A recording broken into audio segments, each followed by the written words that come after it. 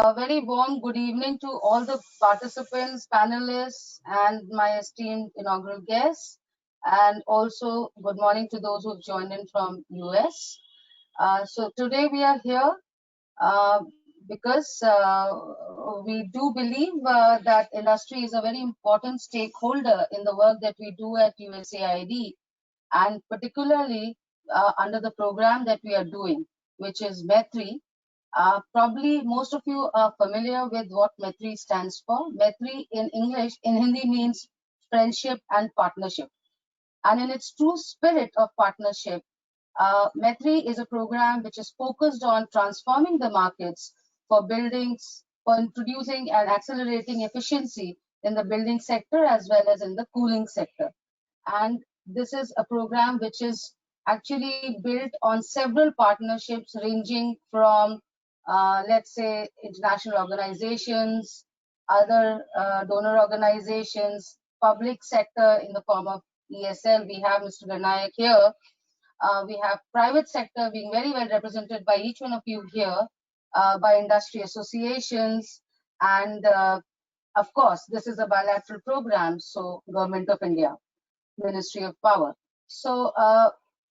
So that's why we are here, because we thought we've done several, let us say, activities to involve the industry. We do believe they are an important voice and an important stakeholder when it comes to market transformation. In fact, they are the ones who take it forward or accelerate that transformation. So we wanted to that's why we had actually partnered with the US Green Building Council to see how we could do a market assessment kind of an activity for building green. And that's also one purpose why we are here. We will also be releasing a report on market assessment on building green, what are the insights and approaches, and that would be released, and we will be giving a presentation on the same as to what are the major components of that and what are the major findings. So I will not take much time before we start the proceedings, and I will like to welcome Ms. Taryn Klimowski, who is the Acting Deputy Mission Director for USAID India, but she also heads the Indo-Pacific office in USAID. So India, Taryn is a career member of the US Senior Foreign Service. She's a very senior Foreign Service officer and has served in several missions before she took on this assignment. So without much ado, can I request Taryn to please welcome everyone and set the context. Taryn, over to you. Great, thank you so much, Apurva. And esteemed colleagues, good evening, good morning, and good afternoon, depending on where you are located in the world. On behalf of the United States Agency for International Development, or USAID, I am delighted to welcome you to today's Industry Roundtable on Building Green, Approach and Insights for Market Transformation. It is my pleasure to welcome SP Garnaik, Executive Director of the Energy Efficiency Services Limited, EESL, and Taryn, Holowka, the Senior Vice President of Marketing, Communications, and Advocacy at the US Green Building Council, and our distinguished panel members and participants from India, the United States, and South Asia. A warm welcome to everyone. Building energy efficiency has been a key element of US-India energy partnership since 2000. Our partnership has played a catalytic role in developing green and energy efficient building footprint in India. To give you an example, USAID supported the formation of the India Green Building Council, known as IGBC, in 2001. In partnership with the Confederation of Indian Industries and the US Green Building Council. It is heartening to know that thanks to everyone's commitment and hard work, India now ranks 3rd in the US Green Building Council's ranking of top 10 countries with the highest number of certified green buildings. On the policy front, USAID supported the Bureau of Energy Efficiency to develop India's first building energy efficiency code the Energy Conservation Building Code in 2007. We then provided technical assistance in 2017 to update the code. USAID's focus has always been on sustainability, viability, and long-term impact. For this, it's important to bring a change in the markets permanently. We can ask ourselves, when will this change happen for the building efficiency sector? A day when conventional building practices imbibe green as the norm? A day when the difference between business as usual and green ceases to exist? That day will indicate an effective and complete market transformation of the building industry. I am pleased to share with you that USAID's ongoing Market Integration and Transformation Program for Energy Efficiency, or as we call it, MAITREE, is working with several key stakeholders to accelerate this market transformation journey. Launched in 2017, USAID's MAITREE program has already made significant achievements. Some are the first of its kind interventions that are trailblazers for the sector. I'll start with the work we are doing with our longstanding partner, EESL, under the dynamic leadership of Saurabh Kumar, Executive Vice Chairperson of EESL. Very recently, in response to the COVID-19 pandemic, we came together to launch a new initiative for healthy and energy efficient buildings. It's called the Retrofit of Air Conditioning to Improve Indoor Air Quality for Safety and Efficiency, or RAISE, as we call it. EESL, always a pioneer, has taken the leadership by being the first to implement this framework in its offices and is scaling it across India. USAID's MAITREE program has also been at the forefront in developing the vision and guidelines for green and energy efficient housing under the Prime Minister's flagship program on affordable housing. The guidelines are being incorporated in the government scheme on rural housing for 30 million houses, as well as for urban housing in the city of Lucknow, where over 12,000 green and energy efficient affordable homes are under construction. We are also working with UNEP to support the Ministry of Finance to develop the first ever sustainable procurement program with a focus on cooling. This will create a set of standard procurement specifications for green products and services and open global markets for India products while accruing direct benefits to the consumers and the environment. USAID's market transformation approaches leverages private investments through strategic use of public funds while providing the enabling policy framework. Our focus is also on learning from the best of global and regional practices. Speaking of the region, let me take a minute to talk about the Asia Edge Initiative, the U.S. whole of government initiative to grow sustainable and secure energy markets throughout the Indo-Pacific region. Today's roundtable reiterates our commitment to helping Asian partner countries leapfrog over old infrastructure and modernize their energy sectors, including buildings. The South Asian countries share similarities in climate, building traditions and practices, and construction methods. With the similarities in the way markets in India and other regions in the Asia Pacific, the work towards addressing market barriers in India can be relevant to the larger Indo-Pacific region. There is a huge possibility of learning and insights across the region with similar markets. I am pleased to note that several industry leaders who have led the movement globally are here with us today to share their perspectives on market transformation for building green in India and South Asia. I welcome all the experts and our panelists. Atul Saxena from Hines, Hirsch Thapar from HKS, Dhiraj Wadhwa from Carrier, and Josh Jacobs from UL. They represent the leaders of building green globally and have a wealth of experience in India and the South Asian markets. I look forward to hearing about their green journey and the path ahead. USAID signed a memorandum of understanding with the U.S. Global Building Council to work together to support the development of a vibrant green building market at national and regional scale.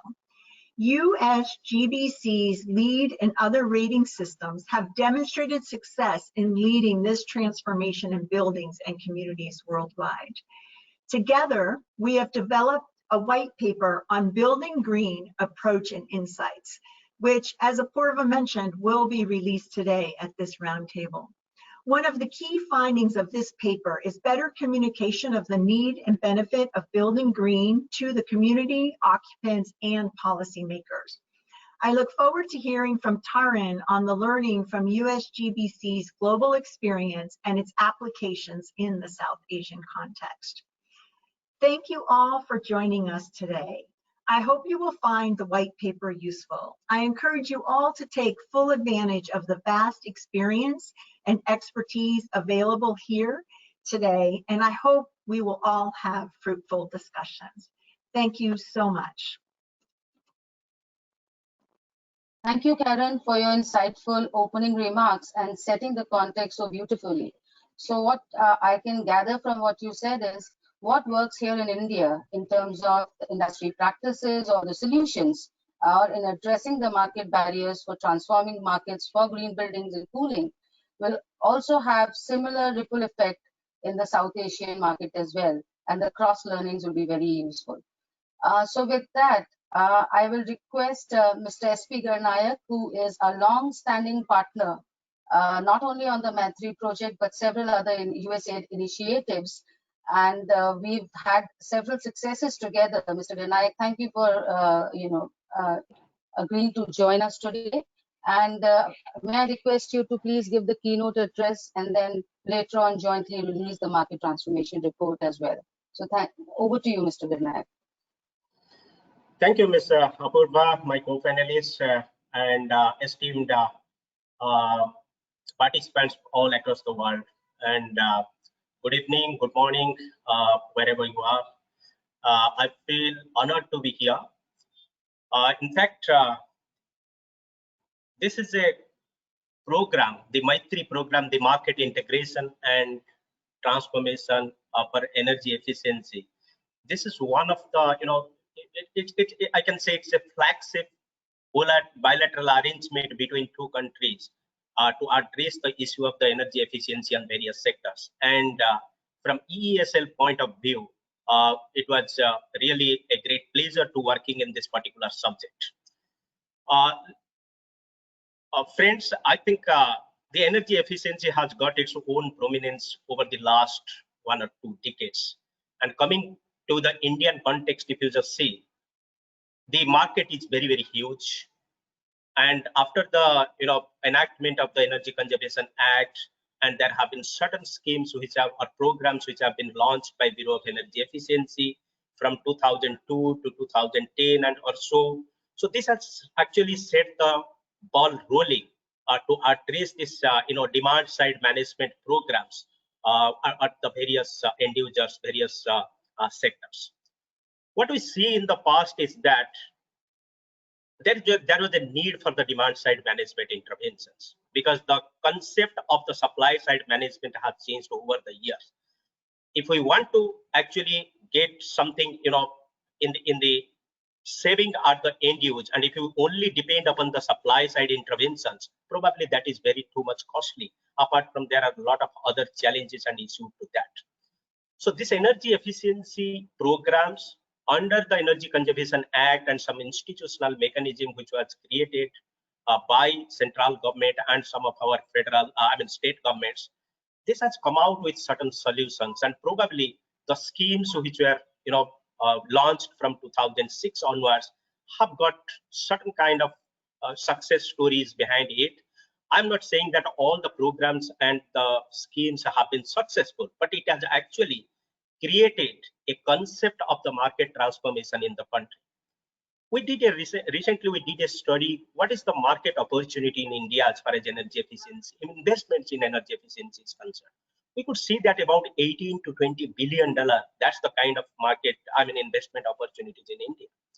How much we have captured so far? Probably may not be to the tune of even 10%.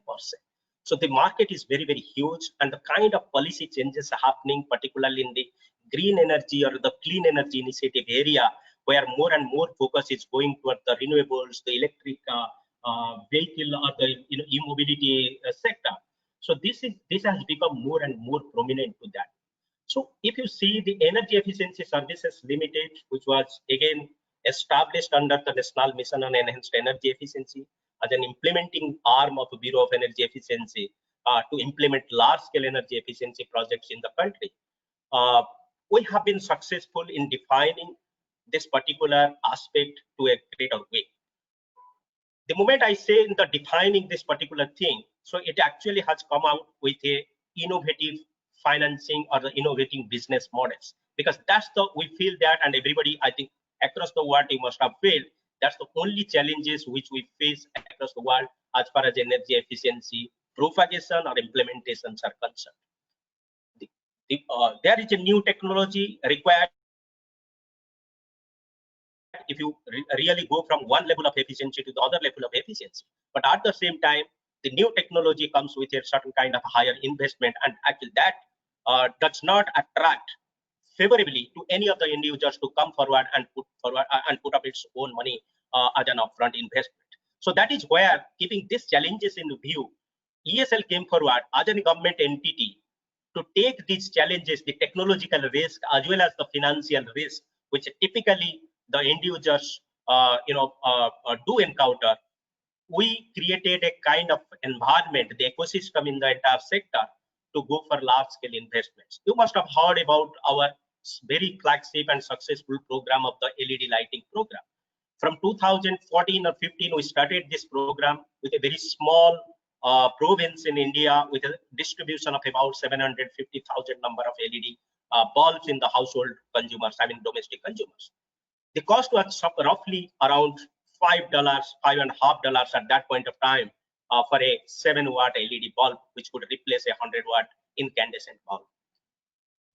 What we could see, if it's a $5.50 or $6 as the project, I mean the cost of that particular technology, who is going to buy this? So that was actually, although the it is saving more than 50%, 70 to 80% of your energy, that does not actually mean to create a market transformation in that particular intervention. We did a kind of brainstorming thanks to all the state governments, the central government, and we see that there is a need to price reduction in a quicker time that can actually push this program in a greater sense. And that it was not a very big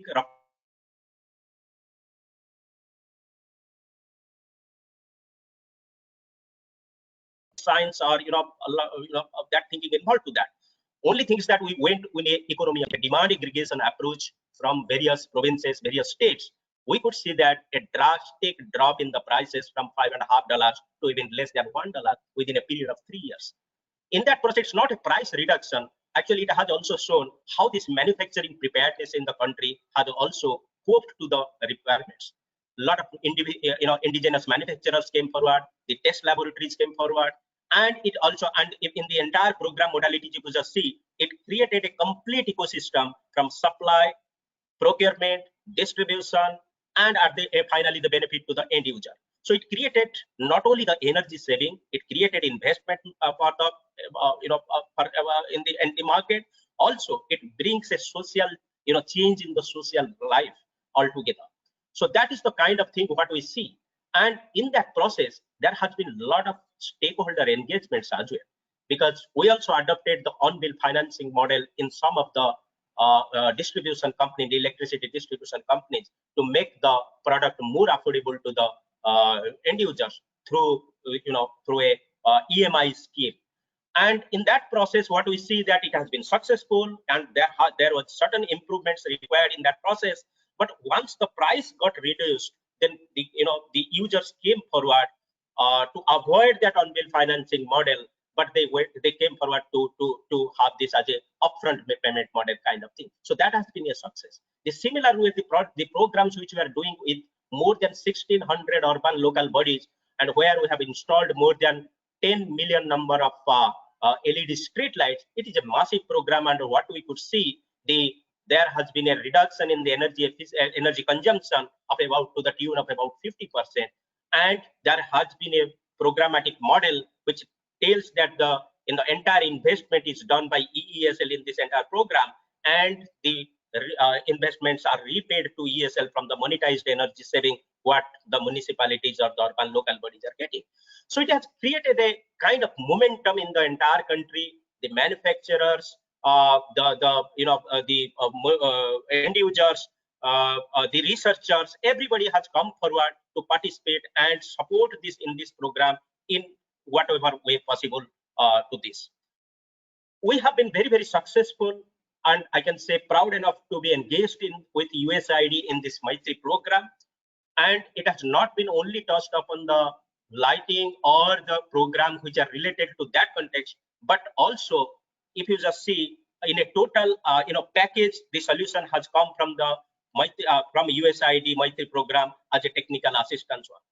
We intervened in the building energy efficiency program, and thanks to again to MAITREE, that the kind of technical assistance we got, that has actually pushed us or helped us to propagate this particular program in a pan-India basis in a very quicker time. We created standard operating procedures. We engaged with the stakeholders in a much better way. We handhold our own people how to manage a large program, because in this building energy efficiency program, we have intervened in more than 10,500 number of buildings to replace the inefficient appliances with with efficient appliances with a investment model from EESL, or what we call it as a ESCO model. So it is a very successful model. Not only the buildings, we have addressed this issue about 65 airports, 840 railway stations. So these are the things which we have touched upon. Also, taking this one step forward, we have also touched upon how to address this issue in the banking sector. The financial institutions, they have their own ATM centers, and there are, I was told that there are more than 200,000 number of ATMs across the country, and they use the air conditioners, they use the lightings, they use the ceiling fans, and whatever. I mean, these are the things we are coming, that interventions we have come, and the idea has come from the MAITREE side that these are the areas where EESL can target in the same model what we did in the domestic efficient lighting program or the building energy efficiency program. Again, I would like to thank MAITREE program to give us the support in the super efficient air conditioner program. As I said, air conditioner is actually an important energy guzzler in our own applications. If whether it is a commercial or institutional application or a domestic applications, we see that our 50 to 60% of our energy consumption is attributed by this particular appliances. So there is a need, and if you see the way, I mean, there are about, if I'm not wrong, about 8 to 10 million number of air conditioners are sold in the Indian market every year, and there is a 10 to 12% increase every year happening. So it is a great, the penetration of the energy, the air conditioners is going to happen, and 50 to 60% of the load in the electricity demand is going to have on the electricity distribution companies in the coming years. So there is a need to address this particular issue, how to improve the efficiency and at the same time providing this cooling comfort to the consumers. So we cannot simply take away that it is not required because it is consuming more energy or it is putting enormous burden on the distribution companies. So we come out with a solution that we will go for a super efficient air conditioner program, which is actually 25 to 30% more efficient than the standard 3-star or 4-star rated product available in the Indian market. How we did it? With the support of the MAITREE program here, we did devise the technical specifications, we engaged with the manufacturers, we devised the total program modalities and launched this program in 2019. And we went for a procurement of about 50,000 number of super efficient air conditioners. It not only addressed the issue of efficiency, it also addressed the issue of the refrigerants, the low global warming potential refrigerants with a GWP value of less than 700. In that process, we created a mechanism and awareness among the end users to come forward and participate in this particular program. Although it is highly efficient, We also tried to reduce the price with this bulk procurement mechanism, and we were successful to that. We have already deployed more than 5,000 numbers because of this COVID situation. We missed this particular season, the hot and humid season this year, which typically in India, as you know, between month of March to June or July, we could not, penetrate in this program much. But going forward, it looks like that this program has an enormous, potential and an opportunity to go for that. And we have earmarked about $25 million investment in this program, and we look forward that in the future there would be more and more support coming from how to strengthen this program as such. There is another cooling aspect program here, the National Chiller Replacement Program. In the super efficient air conditioner program, we are talking about the unitary air conditioners for the domestic consumers or the institutional consumers. But there is another chunk of sector or the area which is lying in the cooling sector is the chiller systems or the centralized cooling system.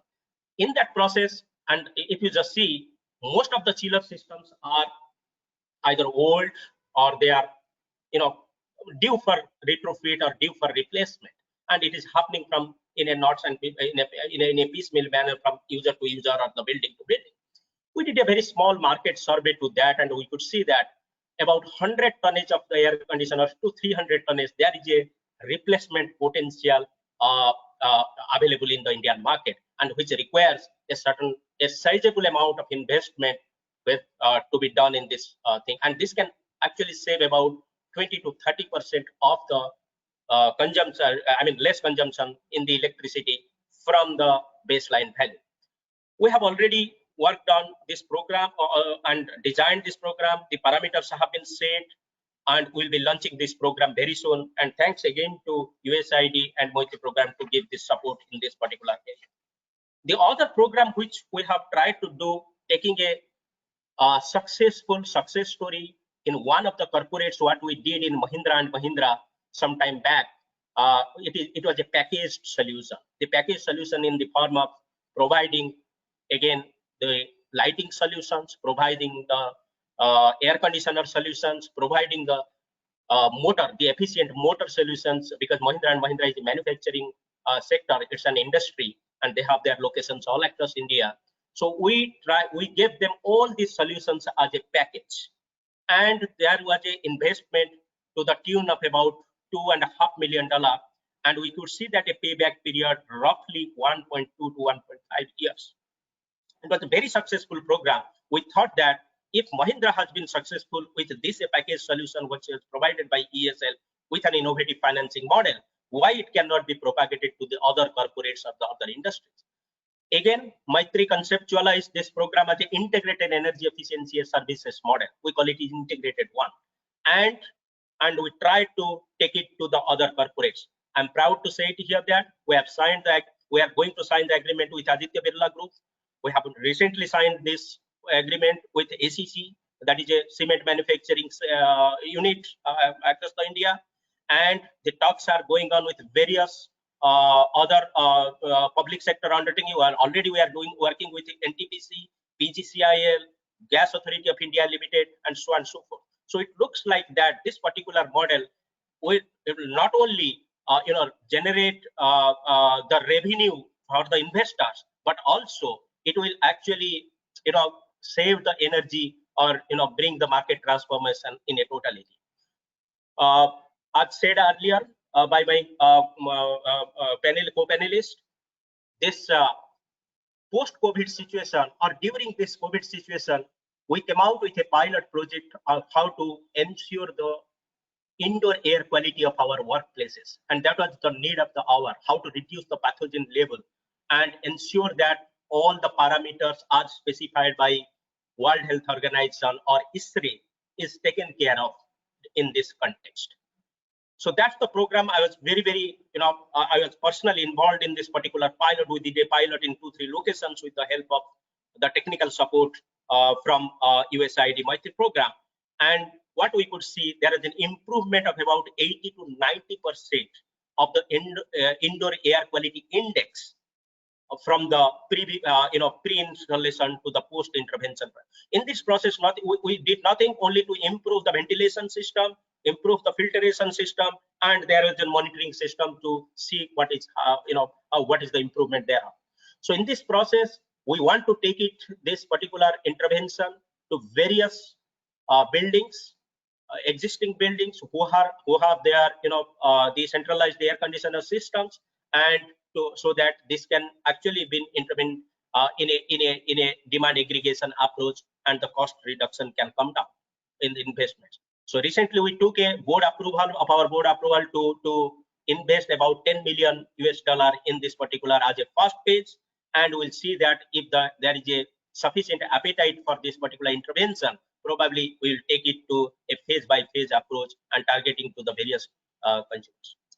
So this is the overall interventions what EESL has done, whether it has come from USAID or any other multilateral, bilateral support. We have tried to create this ecosystem as a whole, and it has seen not only the energy saving or the investment opportunities. What is more satisfying in nature is that it has created employment opportunities. It has created indigenous manufacturing preparedness in the country, and also it has created a social, a satisfaction or a social change as far as the new appliance or energy efficient appliance deployment is concerned. So EESL has been intervening in various sectors, as I said, not only touching on the energy efficiency area. We are doing exclusively and very aggressively in the areas like solar, in the areas like green mobility sector, electric mobility sector, the smart metering aspects with a very innovative financing arrangement of the business model. So we look forward to a continued support from USAID, and through the MAITREE program. It has been a very, very satisfying and encouraging journey and engagement with USAID since the past. And we look forward that we will be very much happy to welcome more and more innovative ideas, solutions, and any kind of future agenda, so that it can be a very, very helpful proposition to EESL in particular and the country in general. And at the same time, also, we should be very, very careful about aligning our activities to the national policy. And that is the requirement, and that is how the bilateral arrangements are done, and that is how where the discussions between the two countries, the priorities of the interventions are discussed, and we are happy that this has been already taken care of between the bilateral dialogue between US and India recently. So we'll be happy to continue our engagement with USAID under this MAITREE program, and to take the entire initiative forward in a more aggressive manner. Thank you very much. I'll stop it here. Thank you once again for this opportunity. Thank you so much, Mr. Garnaik, for laying out EESL's market transformation journey so comprehensively, domain by domain, area by area. And as you rightly pointed out, probably you need a name change. It's no more Energy Efficiency Services Limited. It is a Energy Services Limited, considering all the areas of energy that you're already covering, including the smart meter, the electric vehicles, beyond the energy efficiency domain, and where we have also partnered with you on our separate bilateral program. So thank you so much for also acknowledging our partnership. Yes, it's been one of the most fruitful and engaging partnerships we've had with EESL. And the beauty of this partnership is how we've identified the different market opportunities and leveraged them, capitalized on them with the recent RAISE initiative, where COVID was a situation that we recognized is going to stay and will change the way our buildings will operate and be maintained. And that's where RAISE was conceived and launched together with EESL. So we are very proud of our new ventures, and through your innovative business approach, business models and financing models, you've been the disruptors in the true sense of the market. And that has kind of had a ripple effect. I remember when the first time the super efficient air conditioner was launched by EESL, we supported you in that endeavor.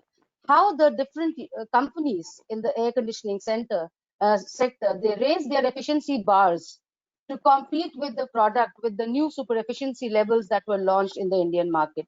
So that is where the disruption of the market has been happening, and you've been the pioneers for that. So thank you, and we definitely promise you and ensure you that we'll continue our journey together, and not only in India, but as Karen pointed out, we will be looking forward to your partnership in the South Asia and the Indo-Pacific region as well. And I know you already have a footprint in these regions, and again, we could be playing a very catalytic role in taking this forward. So thank you, Mr. Garnaik. Now with that, can I invite Karen, Taryn, and Mr. Garnaik to jointly release this market transformation report, which is Building Green Insights and Approaches. It is, although done with India in mind, but it is equally applicable to the regions across. And we might be even very happy to come up with a second version, which would talk about the South Asian markets as well. So can I request all of you to please jointly launch this report? And Nidhi, can you please help that process? So you will be receiving this report in your inboxes just after this event. Nidhi, over to you on this. Thank you.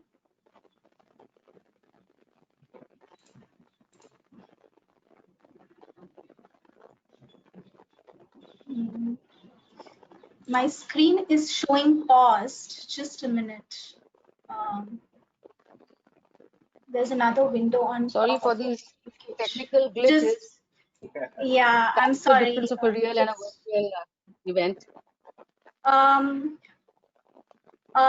Nikita, my screen is showing pause, so I am unable to. One second. I'll give you this again. 1 minute. Tanmay, in the meantime, would you just like to talk about the this report till the screen is set for launching this? I've given. It's yet Yeah, showing. sure. Move this window away from. It's pausing screen sharing. We can see your screen, Nidhi. No, but I want the other presentation to be seen. Okay, 1 minute. Yeah, I apologize for this technical glitch. Just to give you the context, we've been seeing the green building market expand in India since 2000 to now, when we have over 7 billion square feet of certified buildings in the country. So, and India is, amongst the top 3 countries in terms of the actual square footage of green buildings that have come up. And the market has changed, and there are better products and services available. Green building is not a novelty anymore. And, if you look at it this perspective, it is a success story. But on the other hand, if you look at the overall construction market, we are still at less than 5% of all construction in the country, which is now, say, certified or is going green. So the rest of the market and rest of the construction sector is yet to adopt what has been proven to be the best environmental outcome, often the best economic outcome as well. So this research was done to just identify that what are the key barriers that are preventing this transformation of the market. Why is it that despite being the leaders for over 10 years now, the rest of the new buildings as well as existing buildings are yet to adopt the green principles? And we broke it down into 4 or 5 key issues, did a comprehensive survey, talked to a number of developers, architects, engineers, and then this report came out as a summary of our findings. And as a response to COVID, we went back and assessed if anything has changed since then. And we have formulated a few broad areas where we feel more interventions are required, more work is required for us to be able to make sure that, as Karen said, that green buildings are not something unusual, but they are the norm, where energy efficiency, water efficiency, looking at materials are a part of business as usual. So this is what the report contains, and we have worked on it for over a year, and it presents a very comprehensive perspective, and we we expect that this can be used as a launching pad for discussion and for action to be taken by different groups of stakeholders on addressing the barriers and challenges that have been identified. So with that, let me just check if we are back in action. So Tanmay, I would suggest in the meantime, if we can request Taryn to speak while we fix the technical glitch. Sure. That will be perfect. Yes. So can I request Taryn, who is the Senior Vice President, Marketing, Communications and Advocacy from the US Green Building Council. Can I ask you to give a perspective on the global green building market? Over to you, Taryn. Great. And can everybody see my slides, or are those affected? Yeah, we can see Taryn. Great. Okay, wonderful. So yeah, thank you again. Taryn, Holowka, US Green Building Council, really happy to be here. And I just want to thank the organizers today, and especially USAID. As Karen mentioned in the beginning, we've got an MOU, and we're really working to expand the green building uptake across the globe. And with our MOU specifically in India and South Asia, so we're really happy for that. And today I'm just going to talk a bit about the global green building industry, some trends that we're seeing, and of course LEED, the world's most widely used green building rating system. USGBC, we're a mission-driven organization, and we're strongly driven by the idea of green buildings for everyone within this generation. So just a little bit of trends that we're seeing. So every few years, USGBC partners with Dodge Data and Analytics, and we release a World Green Building Trends report. Just the recent report, we surveyed over 1,000 people in more than 70 countries, and I just want to give you some highlights of what we found. So, number one, we overwhelmingly see the growth in green building being driven by strong business benefits. So any increased asset value, savings, payback over time, those really form the foundation of why so many people across the globe are doing green building, and this is true across the board.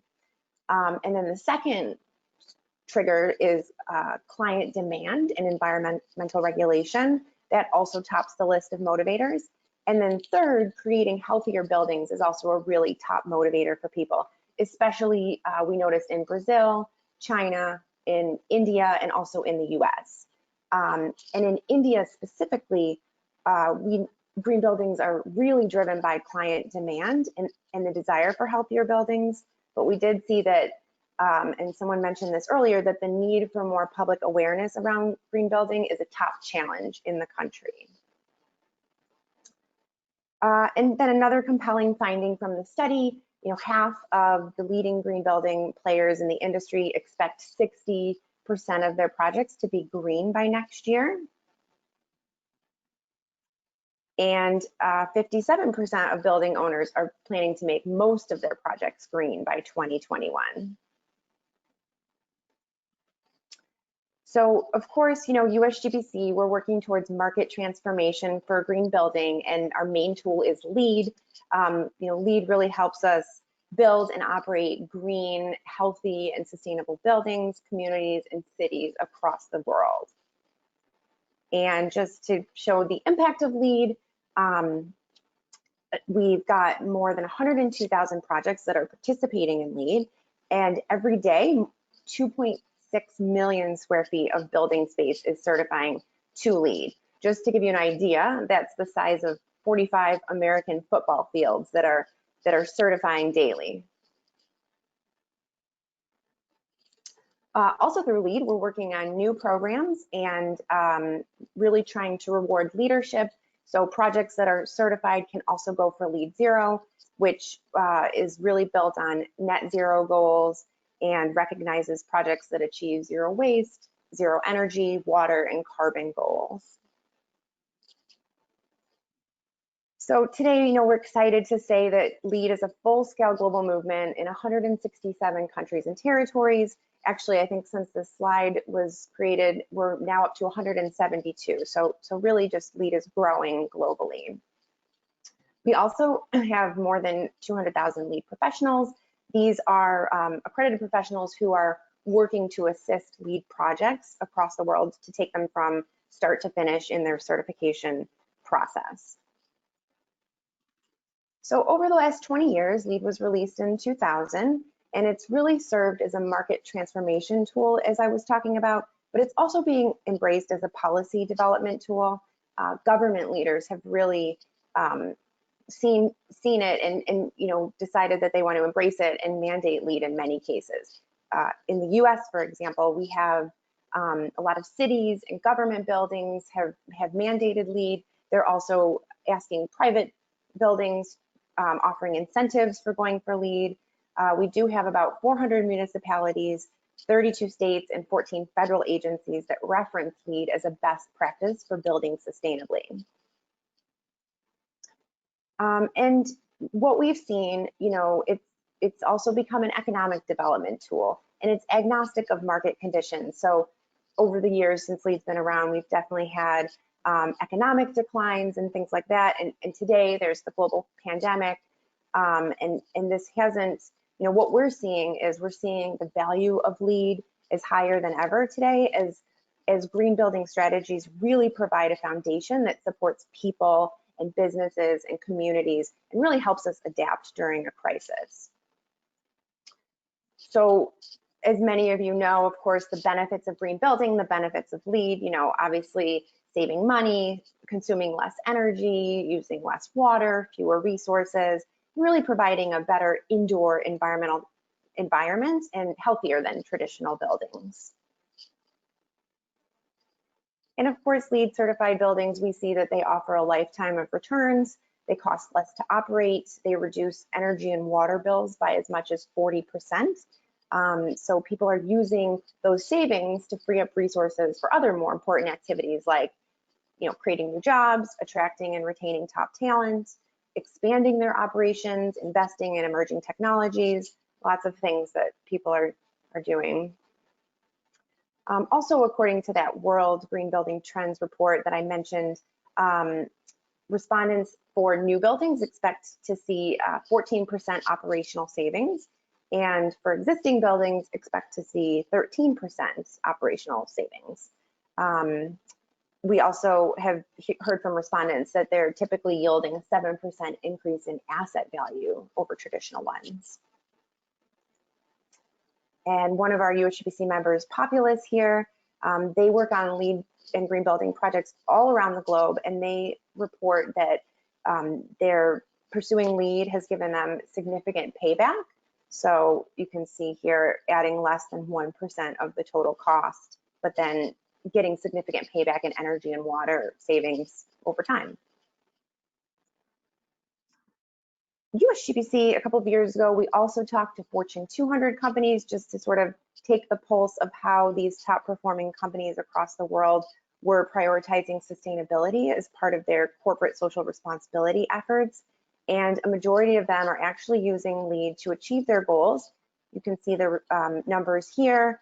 82% said they were going to be continuing to use LEED, and 80% agree that it's a way for them, a key way for them to communicate their CSR efforts. Okay, so let's take a look here at some real life project examples.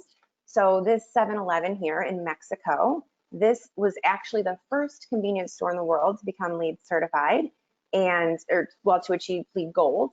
And as you can see, they're saving 25% on energy consumption in comparison to other 7-Elevens in Mexico. So it's a great way to sort of benchmark how they're doing compared to other similar projects. And then Citibank, Mumbai, India. This is the headquarters of Citi in India and one of 5 Citi India offices that are LEED certified.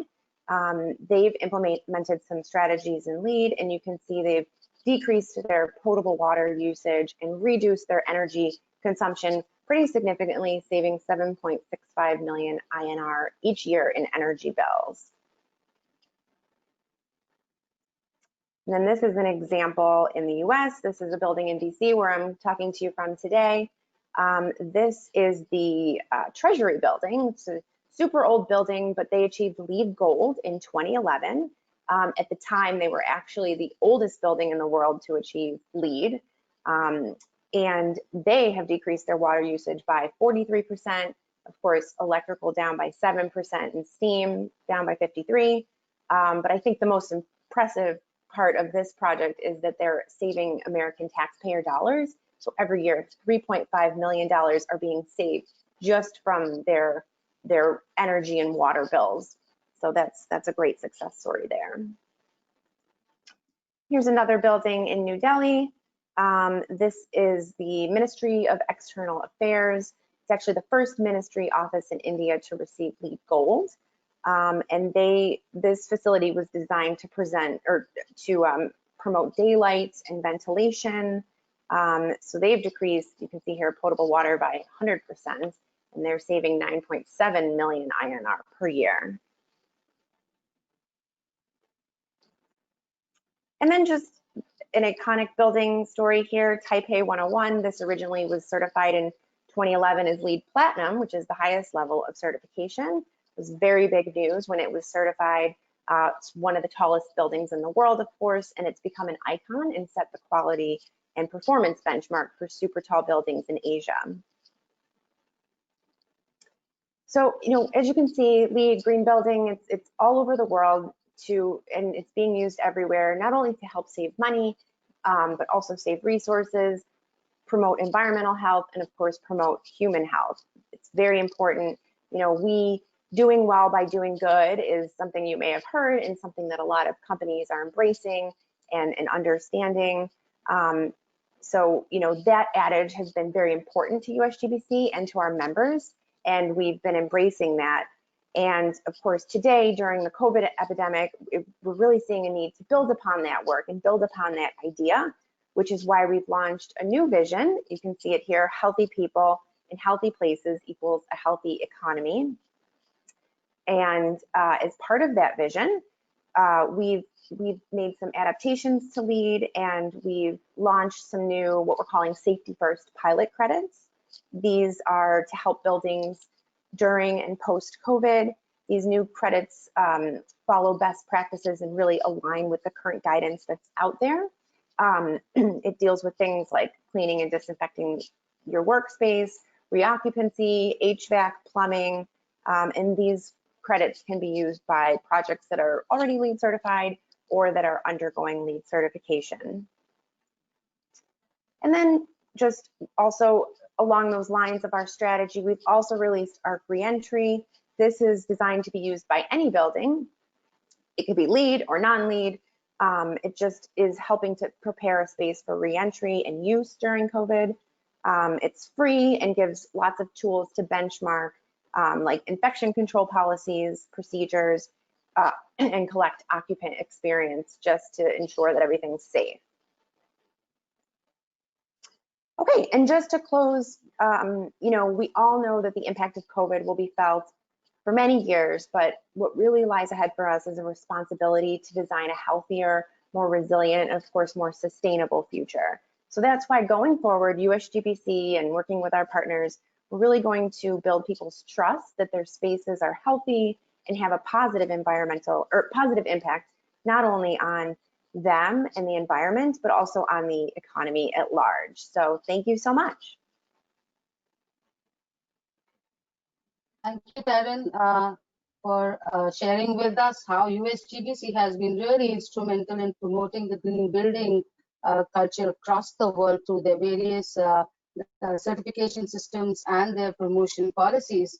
And we are very happy that we partnered with you right in 2000 when IGBC was established, and USA capitalized that effort by exposing them to some of the best practices that USGBC brings in and the model that USGBC adopts.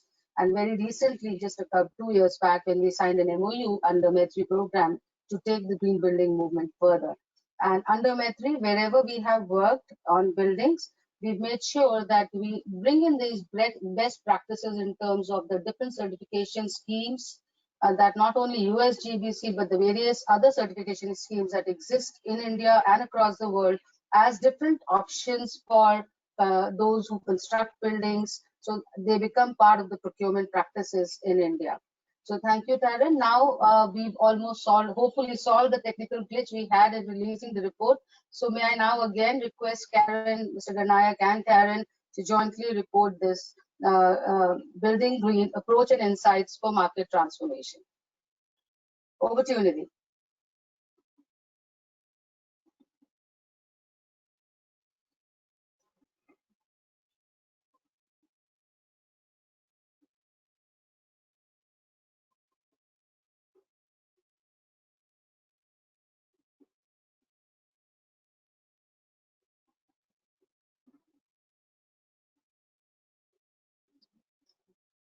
So these are some of the, this is the report, actual report, which you will have in your inbox when this event ends. And this is just sort of showing you the pictures of the report. Of course, there will be a presentation following this on the contents of this report.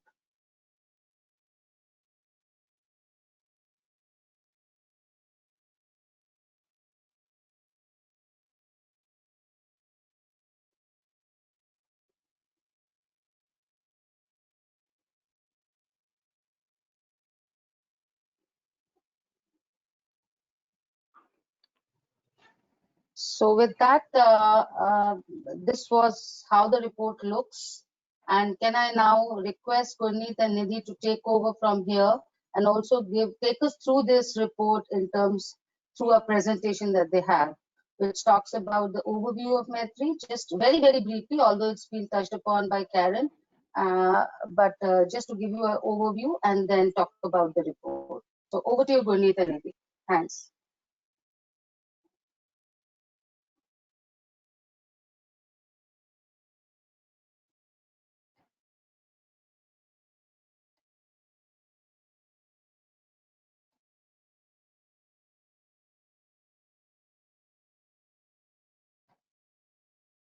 Nidhi, you're on mute. Thank you, Apurva. Gurneet, can you get your webcam on?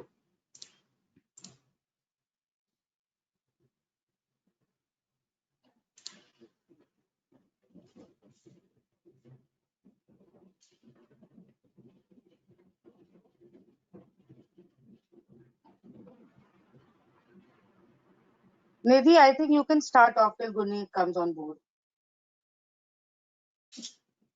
Good evening, everyone. So this is he's here. Okay, start.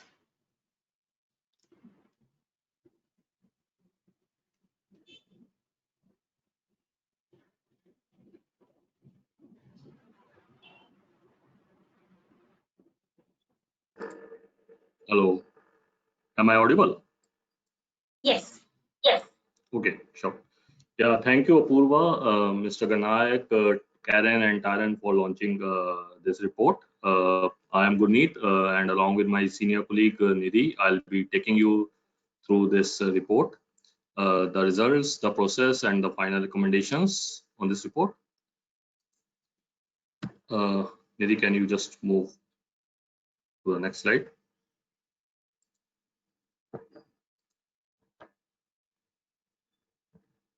Yeah.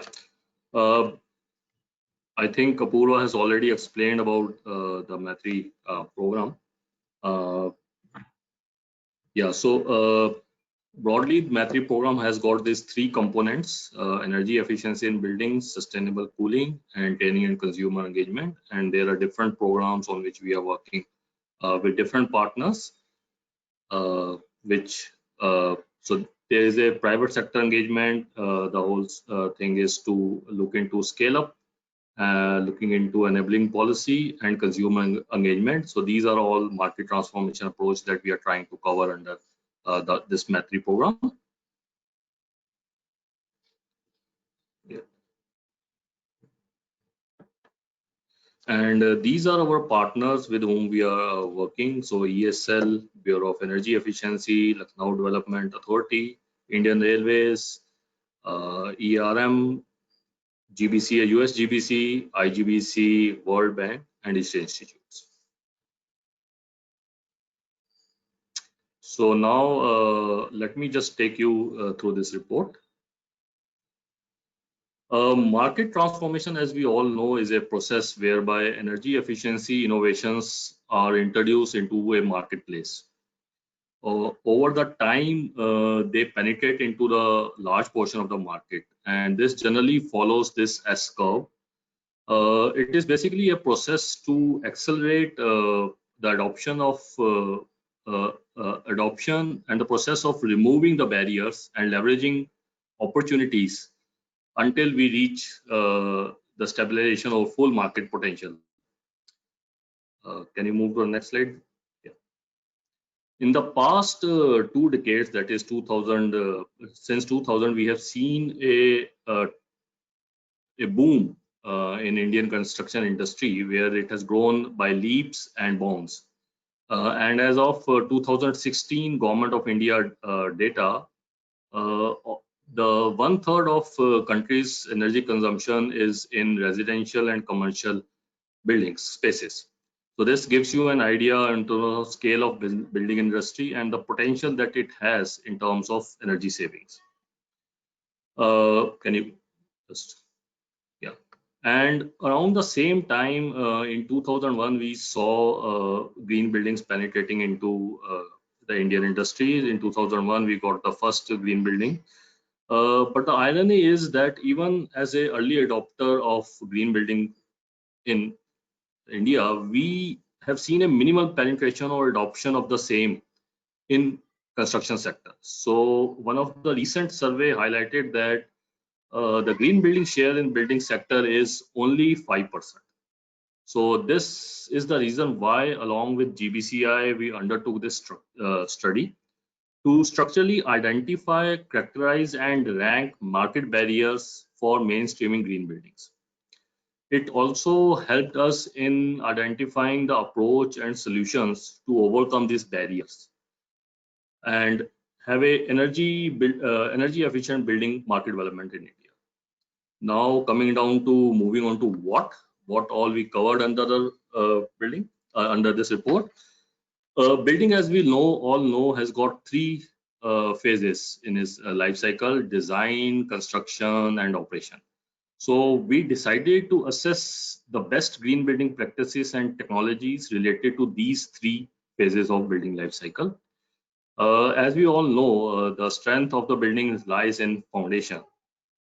Integrated design approach, climate responsive design, and life cycle cost analysis are kind of forms the foundation of green buildings. So we covered these 3 buildings best practices under the planning stage, and then we look into the passive technologies, green technologies, and low energy technologies, and try to see what are the barriers in that in adoption of these technologies in the building industry. And lastly, we covered the operation and maintenance, which talked about occupant behavior and control. So Coming to who all we reached out to and who all gave the inputs on that. So we try to cover all the stakeholders in these three stages of building construction, starting from like architects, cost consultants, developers, designers, MEP engineers, and then from manufacturers, suppliers, technology providers, and users, occupant, and facility management. We in fact reached out to end users who are kind of not related to construction industry. So these were really the end users, IT professionals, office goers, residential people. So we try to reach out to them. Can you go to the next slide? Yeah. And we adopted the 5A's methodology to evaluate barriers. The 5A framework basically consists of these steps which are in building life cycle, from building planning to end user, starting from availability and ending to acceptance. Let me just quickly take you through what are these 5A's. The first one is availability. That is, does the technology exist in the market? Availability addresses the existence of technology, the policies or other element targeted for market transformation. And for that technology, it evaluates the availability or barriers of these elements in promoting its market adoption. The next is awareness. That is, does the market know about the technology? This steps evaluates the overall level of awareness among various stakeholders with respect to the efficient technology adoption. The third one, does the market have access to the technology? So accessibility. Once the technology is available, the stakeholders are aware of that, but do they have easy access to the technology? Right? Is that technology available? The flow of product or technology or information is smooth to these stakeholders. The next one is affordability. This category basically evaluate, does the higher purchase price of the more efficient technology represent a market barrier or not, right? And the last one is acceptance. This is the last step of 5A barrier analysis, which brings together the elements of all the preceding 4A's and other factors which impact the purchasing decision. These attributes of a particular product, like operating life cycle, performance quality, noise production, these can represent some kind of barriers in terms of acceptance of the technology in market.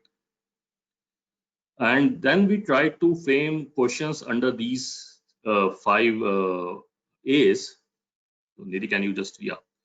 So the questions were like from in availability, whether there is sufficient availability of professional expertise, whether there are sufficient information and tools available.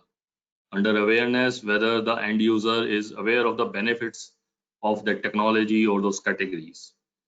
The existing channels for integrating awareness, access to subject expert and tools that fall under accessibility.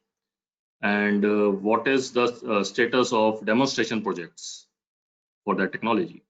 Affordability, are the government policies and incentives are sufficiently there, which governs or which push the affordability of the technology? Time and effort required with conventional approach. Right? And lastly, the acceptance, the viability as an alternative to conventional, and end user acceptability and uptakes. So we try to frame questions under these under these 5 A's. So for each of the above indicators, integrated design approach, life cycle cost analysis, climate responsive design, passive, low energy and green technology, occupant behavior, we try to see against how they perform against all of these 5 A's. And once the barriers were classified, programmatic solutions can develop, and we can work on that to overcome the barriers. So over to you, Nidhi, over on the results. Thank you very much, Gurneet. So yeah, so I mean, Gurneet's already explained this slide. So we started with, we asked these questions against these indicators, and we ranked it against from very low to very high. And for each of them, I'll take you through each of these, but considering the shortage of time, I'll be going a little faster, but the report will be there with you. So for the integrated design approach, one of the main concerns was that there needs to be an existing channel for increasing awareness. That came out very strongly. Secondly, there needs to be existing demonstration projects. People found it viable to a conventional alternative, but yet there were 40% who said that integrated design approach is not as viable, and it requires again time and effort. We also did a post-COVID scenario where we asked people, okay, considering this COVID scenario, now how do you see integrated design approach? And 75% of the respondents actually emphasized on the importance of IDA post-COVID. The next strategy was life cycle cost analysis. Out here, one of the key findings was that 55% of the people felt there was a lack of professional expertise, information, and tools under life cycle cost. Life cycle cost analysis, actually the technical way of doing the assessment, is comparatively little known. And it's a little known way to budget, budget the building project. And more or less, the respondents kind of gave the answers that we were expecting. So as expected, respondents pointed towards, availability, accessibility, affordability, and awareness needs to be worked on with respect to LCCA. So clearly on this front, we need to work on all the 5 A's. Also, when we asked people with respect to post-COVID, more or less people mentioned that, it's the same importance as it was before COVID, the importance of the strategy. So again, that clearly highlights the need of awareness on this. The third one is climate responsive design. So climate responsive design, nearly 50% people considered that, that you needed more increasing awareness challenge. You need existing channels for increasing awareness. It also was surprising that people said that it took a lot more time and effort to look at climate responsive design with respect to conventional approach. 40% people suggested that there should be more enabling governmental policies, incentives to increase the uptake of this approach. However, it was interesting to notice that, in a post-COVID scenario, people have, in fact, 82% of the people were, in fact, considering this as one of the major strategies for future built environments. So people were taking more acceptance with respect to climate responsive design. The fourth one is green technologies. Here, one of our key findings was that 55% of the people felt that there was, again, a need to have more awareness, have more enabling policies and incentives.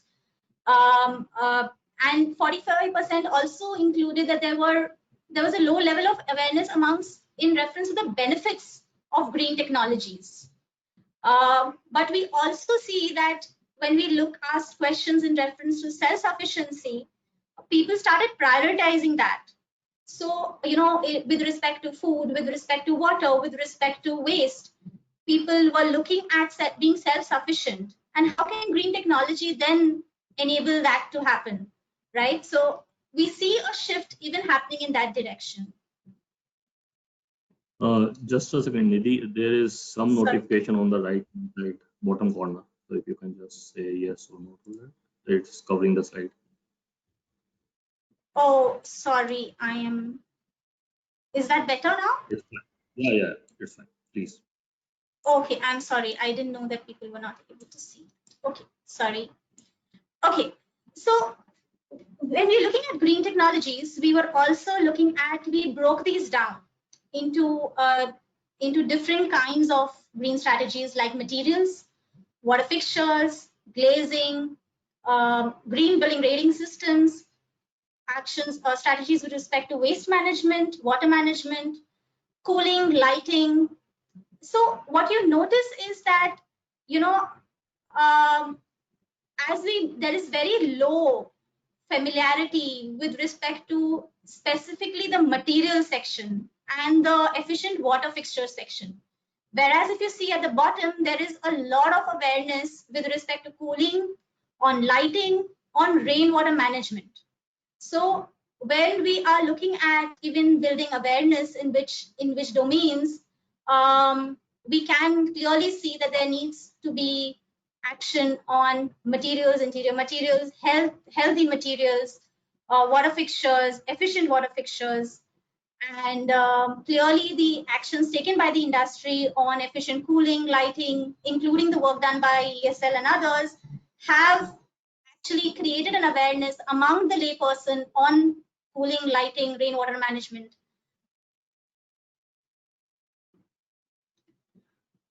The last barrier was occupant behavior and control, the last strategy. And here we saw many respondents taking a very neutral stance.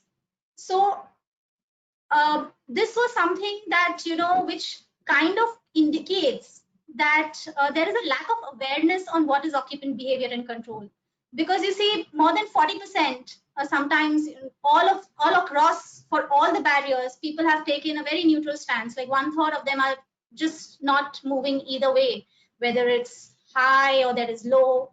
And this kind of says that, you know, maybe there is a lack of awareness on this. However, in a post-COVID scenario, people are also saying that, you know, 82% feel the need for end-user awareness programs. So in a summary of these key barriers, we see that if you're working on integrated design approach, we clearly need to work on awareness, affordability, acceptance. In life cycle cost analysis, 4 of the 5 A's need to be worked on. In climate responsive, awareness, accessibility, and affordability. Similarly, in green technology. And in occupant behavior, mainly, I think, first awareness needs to be worked on, acceptance needs to be worked on. What you also see that, you know, awareness is key across all these strategies. And the second one that you see is affordability. So when we are working towards these strategies, again, the affordability on integrated design, life cycle cost analysis, climate responsive design, green technology, and occupant behavior control, that needs to be would be a key shift that will enable market transformation to happen.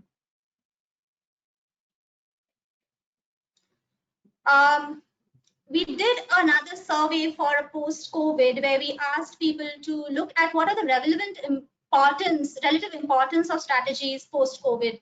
And here you clearly see, you know, greenhouse keeping practices getting more importance, air quality monitoring getting more importance. Life cycle or cost assessment, like I said, has remained more or less the same. And with respect to prioritization for our future built environments, again, health, hygiene, wellness strategies related to self-sufficiency are gaining more traction and demand from the user. So what next? You know, we need to work on all these aspects: training and capacity building, pilot implementation, policy improvements, outreach, and media. But it can't be done by just one firm, one organization. It needs to be looked at all the industry players together, be it policymakers, be it the industry market players, be it designers. All of us need to work on these interventions together to enable this market transformation to happen. When we asked people, what do you think are the key instruments which will accelerate the green and healthy buildings post-COVID, we saw that, you know, codes, building codes, regulations, rebates, incentives, pilot projects, and end user awareness programs were the key to actually make market transformation towards sustainability and green strategies. Again, I'm I'm a big fan of Donna Meadows and her thinking insistence. When she's saying that, when you want to transform a system, the most effective way of doing it is at the end, where you have the power to shift paradigm, to deal with new challenges through training, pilot, policy, outreach, media together. And that's the leverage point that we need to work towards together. Now, I would like Gurneet to share certain success stories where they have leveraged these points, where they have worked on all these 4 aspects together, and that's why they have been success stories. And that's possibly one of the reasons how we can look at even the green building market transformation happening, taking lessons and learning from there. Gurneet?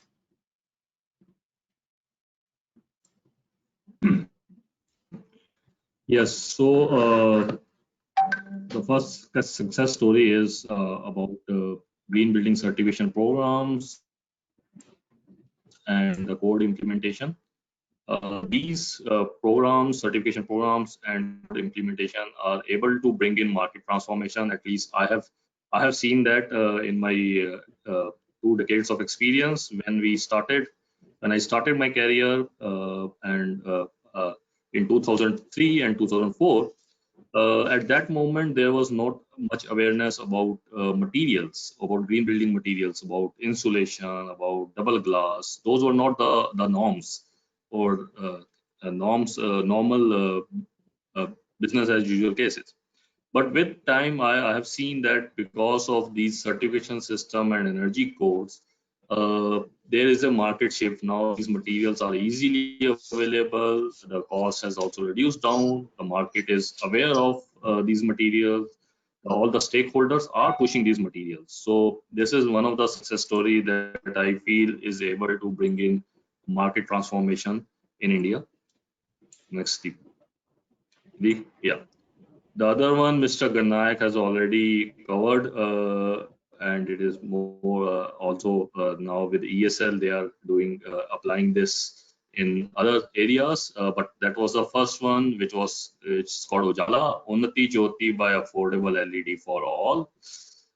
This was launched in somewhere around 2015, and it became the largest LED distribution program at global level. This program basically increased India's share in LED from 0.1% to 12%. It mobilized in investment and also created new jobs.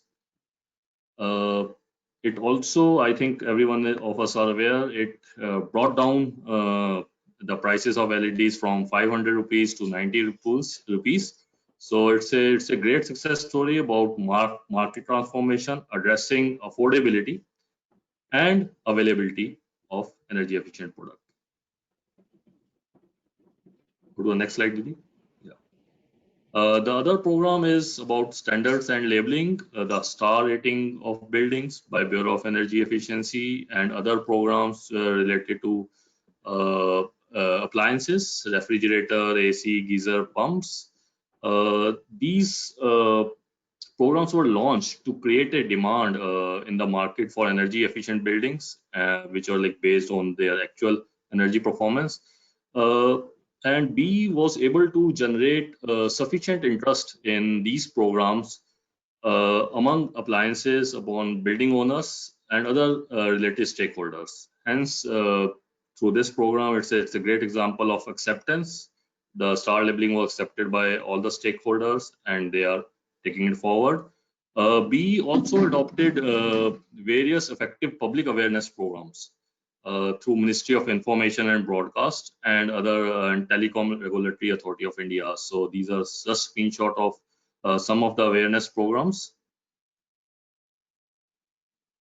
And the Net Zero Energy Building Knowledge Portal is one of the example of accessibility, how the knowledge is made accessible to all the stakeholders, because there was always a requirement that they know that there are passive technologies, how to design, but there is no information or tools available anywhere which can help them in looking into how they should design a energy efficient building.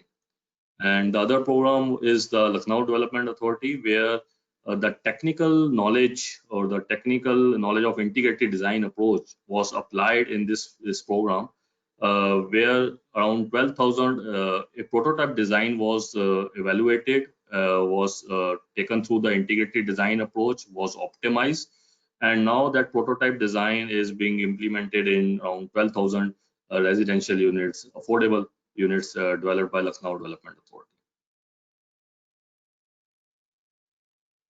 Yeah, so that brings us to the end of this presentation.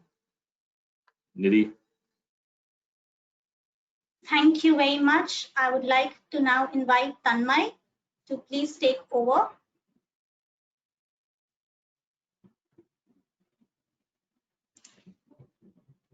Yeah, I'll thank you, Nidhi and Gurneet.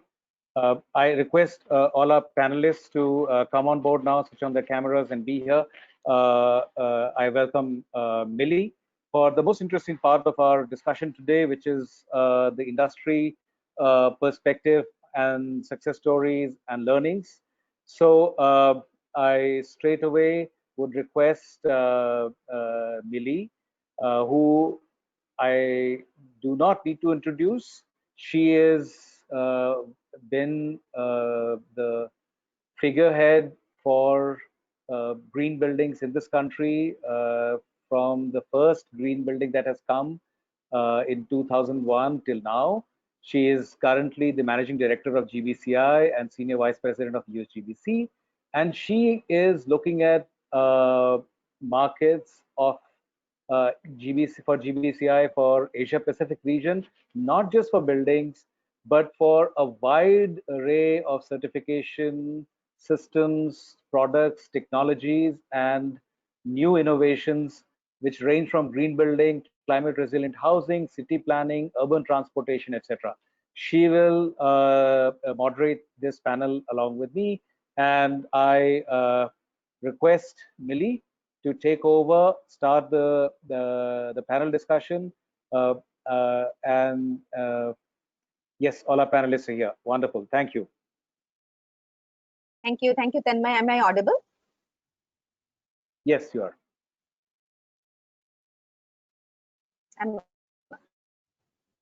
Thank you for the interesting, set of presentations, and we are indeed from USGBC. We're indeed honored to be a part of this whole discussion as well. And the partnership with the USAID enabled our participation in this whole exercise of bringing out this report. And the findings are, are very crucial to take on it forward, and particularly in the situation that we are currently in, we also have to reorient ourselves and readapt to face the coming years and face the new normal.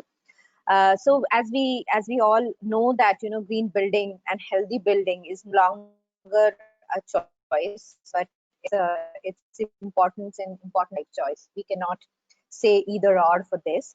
And though we see that there are many barriers, but on a positive note, we also know that more than ever that healthy spaces are crucial to our economic revival, to the social well-being, to the environmental benefits that they accrue, and most importantly for our lives.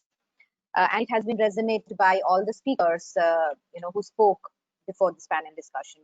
So today I'm very honored to moderate this panel with Tanmay, and where we have an eminent set of panelists to talk to us on their market insights, because they have extensive experience in specific sectors in the green building area in market, and they would share their market insight experiences and ways and means that they are adapting to mainstream green buildings and products, and their thoughts on how also the new normal businesses and the market.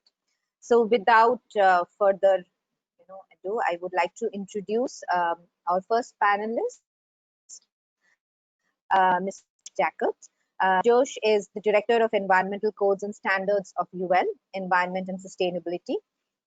He is Director of the Environmental environmental codes and standards, and he's responsible for authority having jurisdiction engagement and outside court participation for UL. He is on several committees in lead steering committee, including ASHRAE 189.1, as well as all key committees in the sector.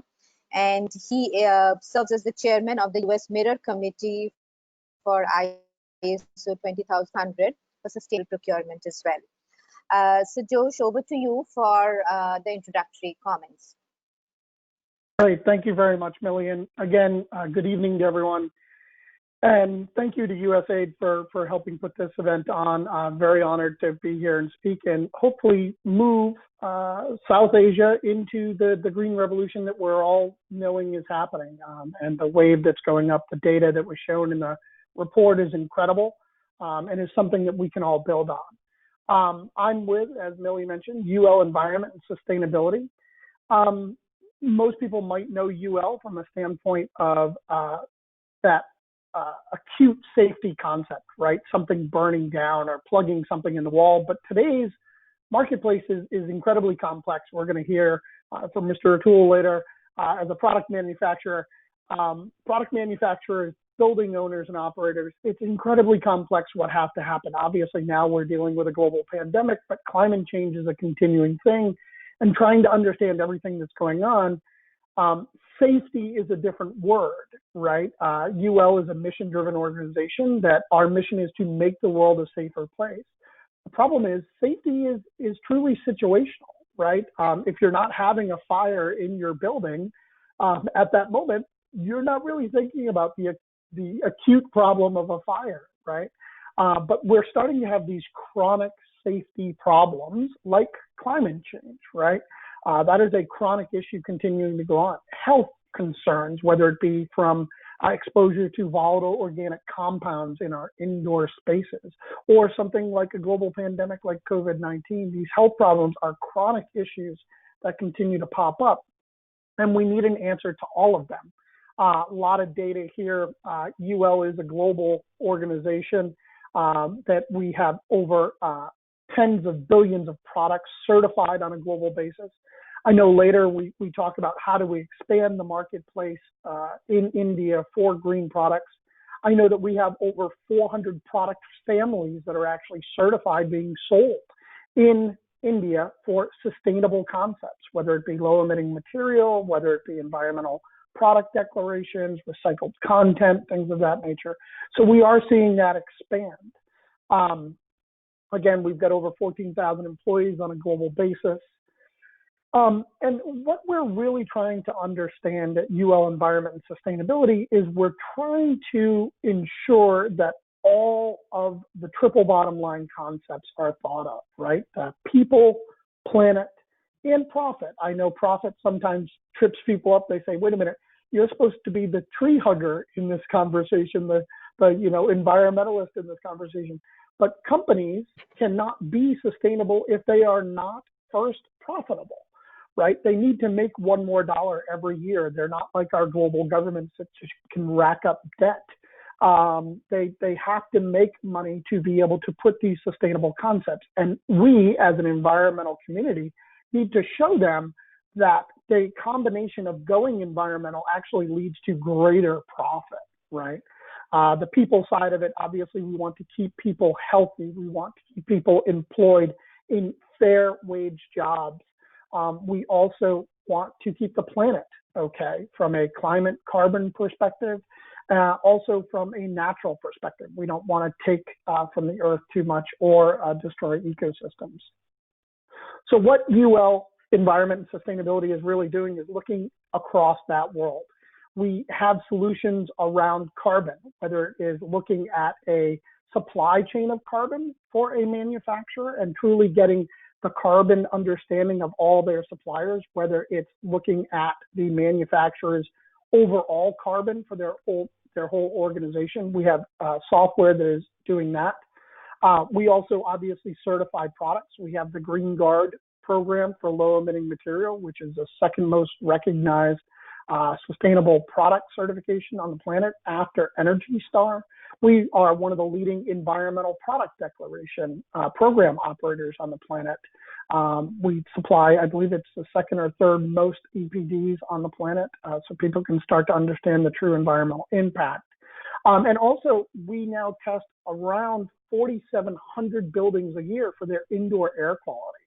That's through our Healthy Buildings acquisition that we made last summer. And within that, we're actually doing a lot in the pandemic response. Obviously, many buildings were emptied out, but people are wanting to go back into their buildings, and we're actually going back and doing reoccupancy testing, basically using indoor air quality, water quality, janitorial efficiency to see how these buildings are doing when they're opening back up. Obviously, you can't go into buildings and individually test for COVID-19 on all areas. First off, it wouldn't be financially possible to pull that off. You wouldn't actually get every single location in the building. You'd obviously wouldn't be able to swab every inch of it. And third, one person comes in and coughs, and all of a sudden all your testing is out the window. So we try and understand the building's ventilation system, its water system, its airflow, and other things, and its janitorial, to understand how people are getting back into their buildings and reoccupying them.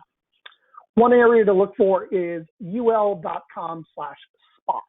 This is our sustainable product database. It is absolutely free. Normally when I give presentations just on Spot, I say free about 7 times because people always wonder, oh, do I have to sign up? Do I have to pay for something?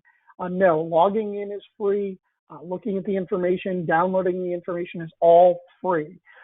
We have over 130,000 global product families verified for some sort of sustainable concept on the Spot website. Again, ul.com/spot. And what is available there, as I mentioned, 130,000 product families. These product families actually typically represent thousands of SKUs or SKUs of individual products. So this 100,000 product families actually probably represents closer to 600,000 or 700,000 individual products that have some sort of sustainable attribute, and they are available global. Most are available on a global basis. Certainly some are regionalized and only available in, say, Europe or Southeast Asia or in America, but most are on a global basis. This is what the product category looks like. You can search by your favorite manufacturers and brands. You can search by individual product type. You can even search by individual certification. So if you're looking for Green Guard for that low emitting credit in a LEED building, you can search for it there. You can also search other certifications that are on here. You see the US EPA Safer Choice Program, and Cradle to Cradle also has their listing on here. We also have Energy Star certifications on here. The final one is the rating systems and sustainable credits that you can search by.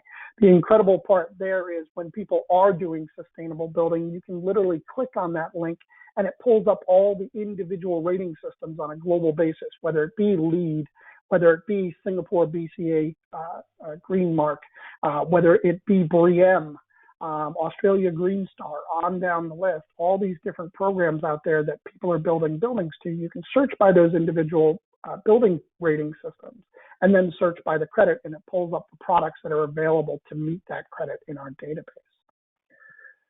A lot of people do ask, about environmental product declarations, and UL is about certifying things, and now you're talking about information transparency and things of that nature. We view these as a combined effort. LEED has certainly given a global look at things like environmental product declarations or chemical transparency with things like product lens or health product declarations. These are important in the marketplace because we want to combine that information we're gathering on environmental impact or chemical transparency that impacts human health, and then set better standards in the future. I always use the LEED rating system. And again, I don't know if it was mentioned, I'm on the LEED steering committee, so I'm a big fan of LEED. I'm the incoming 2021 LEED steering committee chairman. Very proud of that. A great group of volunteers to help develop LEED. But I do like to pick on LEED a little bit from a standpoint that the original LEED recycled content credits, 10 and 20% for those criteria, were literally just picked out of the air, right? They sounded like good round numbers to start with. And that's fine. You need to start somewhere. But as we become more transparent, hopefully we set better standards in the future. And what that looks like is, okay, instead of just simple 10 and 20% recycled content, something like carpeting, which, you know, has a tough time recycling at the moment, for 10%, that's a high performing recycled content carpet. But for something like steel, 70 and 80% is more the norm. So we need to set a different bar for this thing. So transparency and certification and achievement need to work together. The future that we see is digital. I think that's not shocking to anyone. We need to be able to get this environmental data and certification and information into people's hands where they use it. We also need to connect all this information.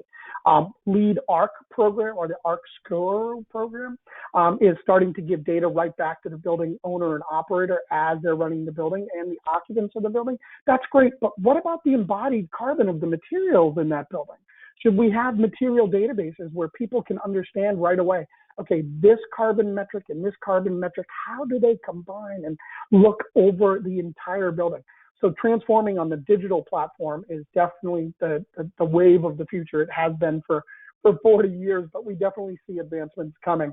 And we're working with that with a number of other organizations around the world to ensure that the digital information goes from the product manufacturer to the purchaser and even to the end user, so that they understand what they're getting.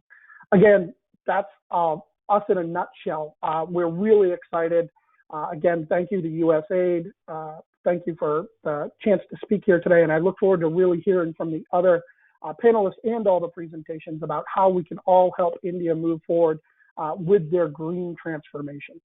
So you can reach me at josh.jacobs@ul.com as well.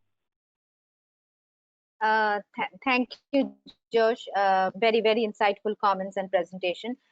Just a heads up on the time, because I'm mindful about everybody's time, and we have 3 panelists who are going to talk to us. So I would request you, kind of be mindful of the time and maybe restrict your comments to about 3 to 4 minutes so that we can have a Q&A. So our next speaker is Mr. Dhiraj Wadhwa, is Director Commercial Applied and Overseas Business for Carrier India. He is a business and sales professional with a steady career advancement through increasing the responsibility. And he has a diverse set of experiences from sales, both B2B and channel sales. He's a mechanical engineer and an MBA. And he has his primary strength in fostering business relationships, people management, and adaptable to dynamic business environment and culture. Over to you, Dhiraj.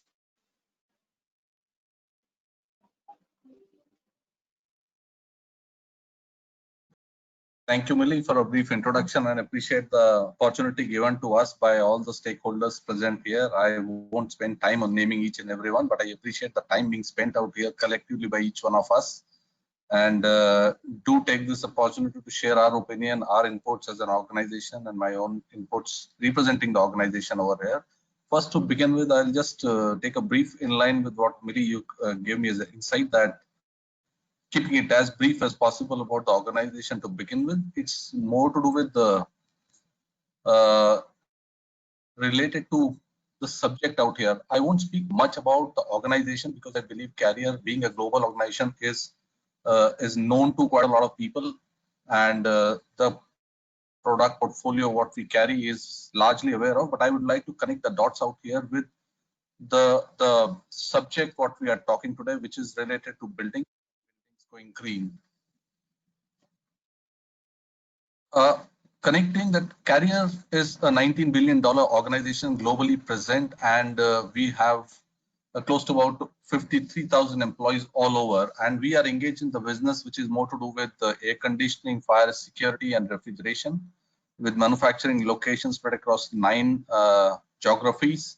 I'm proud to say that India being one of them, and we manufacture almost a complete range of equipments, right from residential to light commercial to heavy commercial equipments out here in India at our facility in Gurgaon. This facility is about more than 30 years old, and we have been contributing to almost all kinds of buildings through our products and services. To name a few of them, amongst the largest airports being the T3 terminal at New Delhi, Kolkata, and Bangalore. These are the airports. Some good hospitality segment hotels like ITC and JWM.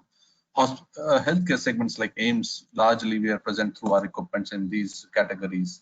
Now connecting the dots, speaking about the built environment, if we speak, frankly speaking, the fundamentals, the growth fundamentals around which the buildings will be coming up in due course of time are riding on two things. As you see on the screen, one is the population growth, which we are experiencing across, and the urbanization, which is happening globally, not just in India. So these are the two growth fundamentals on which the building industry will be riding. Now, which are the drivers when we look at it? Of course, urbanization pulling out from the fundamentals is definitely one of them.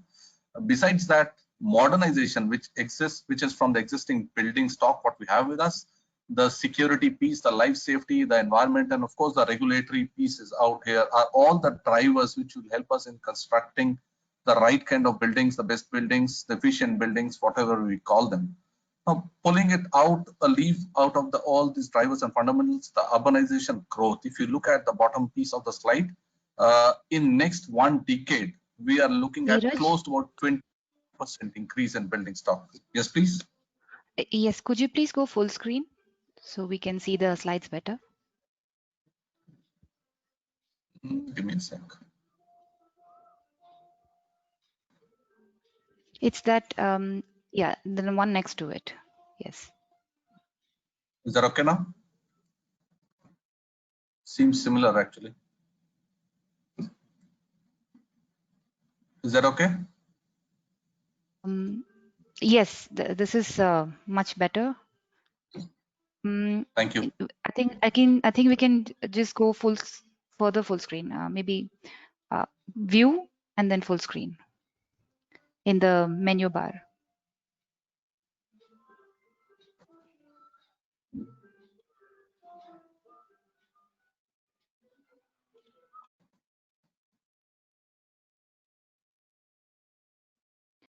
Yeah, next to edit, there is view.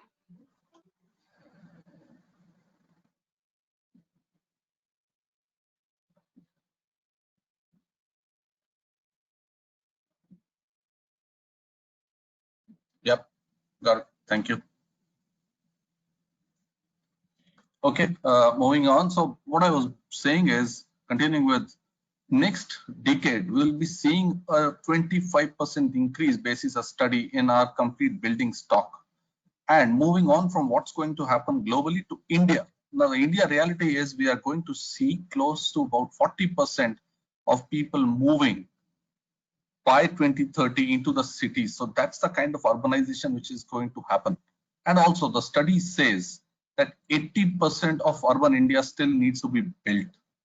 That's the kind of opportunity we have in front of us. And what I'm trying to connect here with the dots out here, the study which we saw Nidhi and Gurneet presenting to us, just 5% of the buildings right now are listed under the certification, while an ample opportunity in terms of building stock is available in front of us to create that interest amongst them. So in awareness is certainly one of the activities which we'll have to build on. Moving on, what are the trends which we have seen in the past inside the buildings? If you see on the left hand side of the screen, over so many past years, the technology has moved quite a distance, whether inside a building, and which contribute towards energy consumptions, whether it is lighting, whether it is glazing, or the cooling solutions as far as the equipments are concerned. Every individual equipment has shown a trend in terms of improved efficiency levels. But what's happening to the buildings? The study says the building after a certain period of time have flattened in terms of the operational efficiency. So certainly there is an opportunity for us to look at the buildings operating as a whole rather than looking at the individual components inside a building. To name a few related to HVAC equipments, we can see on the right hand side, what is visible to us is what we work towards, but what is hidden is the opportunity which is much bigger in front of us, and close to about 80% of the opportunity lies beneath, which we need to unfold and speak about as we progress into our discussions in this panel out here. At this moment, I'll restrict myself to and my inputs and opinion to this slide only. Maybe we can take it up from here, Mili, in our conversation further. Thank you.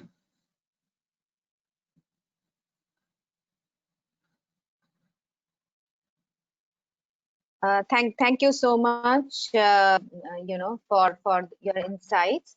So we will come back to you during our discussion again. So now next speaker is Mr. Atul Saxena. Atul ji is Joint Director for Hines, and he is an electrical engineer and an MBA by education. And he is an industry leader in facility management, and he has over 19 years of experience in corporate real estate property management and has been part of several key groups. For example, Mahagund India Real Estate, Embassy Group, Shrey Infrastructure, and others. And currently he's Joint Director for Hines. And as a part of his portfolio, he has also managed several LEED certified buildings, both gold and platinum. Mr. Saxena, we would like to hear your comments on this.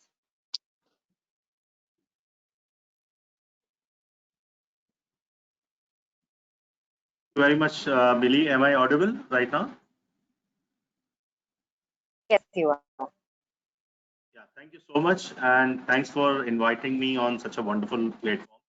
Good to see you. I heard your name only. I haven't seen you there, so that's a good opportunity to meet, see all of us. Great. So I think I would like to start with the kind of industry that we are in, and this is, so I am with Hines India. It's one of the largest and privately held real estate investors, managers, and developers in the world. And we are also doing the asset management and the property management for our assets there in US, and we are also trying to get the same kind of business here in India as well. We are in about we are in 25 countries, and we have around 60 plus years of experience in the pure real estate business, as you must be knowing about it. I think we are here in India. I think it's been around 14 years or something. Since 2006 we are here in India, and our key developments in India is One Horizon Center, which is there in Gurgaon, and the another one which is also there in Gurgaon, that's Skyview Park. So, and that's in the totality, I think it's more than 1.7 million square feet that we have developed so far in India. If I talk about the kind of Hines journey in LEED certification, so I would even read one of the messages that our founder and president and CEO, Mr. Hines, says that we will continue to evaluate and incorporate new technology, commit to reducing our carbon footprints, find new ways to capture and analyze data, and leverage our influence for the benefit of the real estate industry and the environment. So hence, I mean, from Hines' perspective, it is not only just a certification that we look for. This is a kind of pure sustainability that we do, and it is not only for the asset and for the benefit of the people who are there, but this is for the benefit of the environment as well. This is what we think about. So, and from our recent LEED certification that we have done is that our both buildings, One Horizon Center and Skyview Park, both are LEED certified under core and shell category. It's a platinum category, and we recently got them certified under the O&M operation and maintenance category as well. And I am proud to say, I think my Skyview Park, which was built by us, it has got around 93, I think, marks out of 100. It was one of the top 10 buildings in India. And so we'll keep doing this. We are working for the environment. Sustainability is there in our blood. We don't even think of building without a LEED certification, which is our actually these the minimum requirement that we want to do our buildings. And when it comes to the operation and maintenance, which actually I take care of in Hines India, that is something which is, when you go for the certification, you might be knowing that there are 4 or 5 parameters which are there on which the asset has to be evaluated, which are energy, water, waste, transportation, your human experience. So all these points, I mean, all the energy, water, and the waste conservation is something that we need to do, and we are actually doing that in all the assets. It is not only giving a good feel to us, at the same time there are tenants who are also very happy, and they are very keen in having their offices in a LEED certified buildings where they understand that they are in a good hands. And not only this, because this will again give them a relaxation from the cost point of view as well, because when you are in a LEED certified building, I think the CAM charge, which is called the common area maintenance charge, is also low in that particular building, and they understand that all the kind of facilities which are there inside the building, they are good at, and at the same time they know that it's a recognition as well, because they are in a LEED certified building, which is not only certified under core and shell category, but it is also certified into operation and maintenance. And then I think this gives all the tenants a kind of relaxation and a good recognition in the market. Anything else, Mili?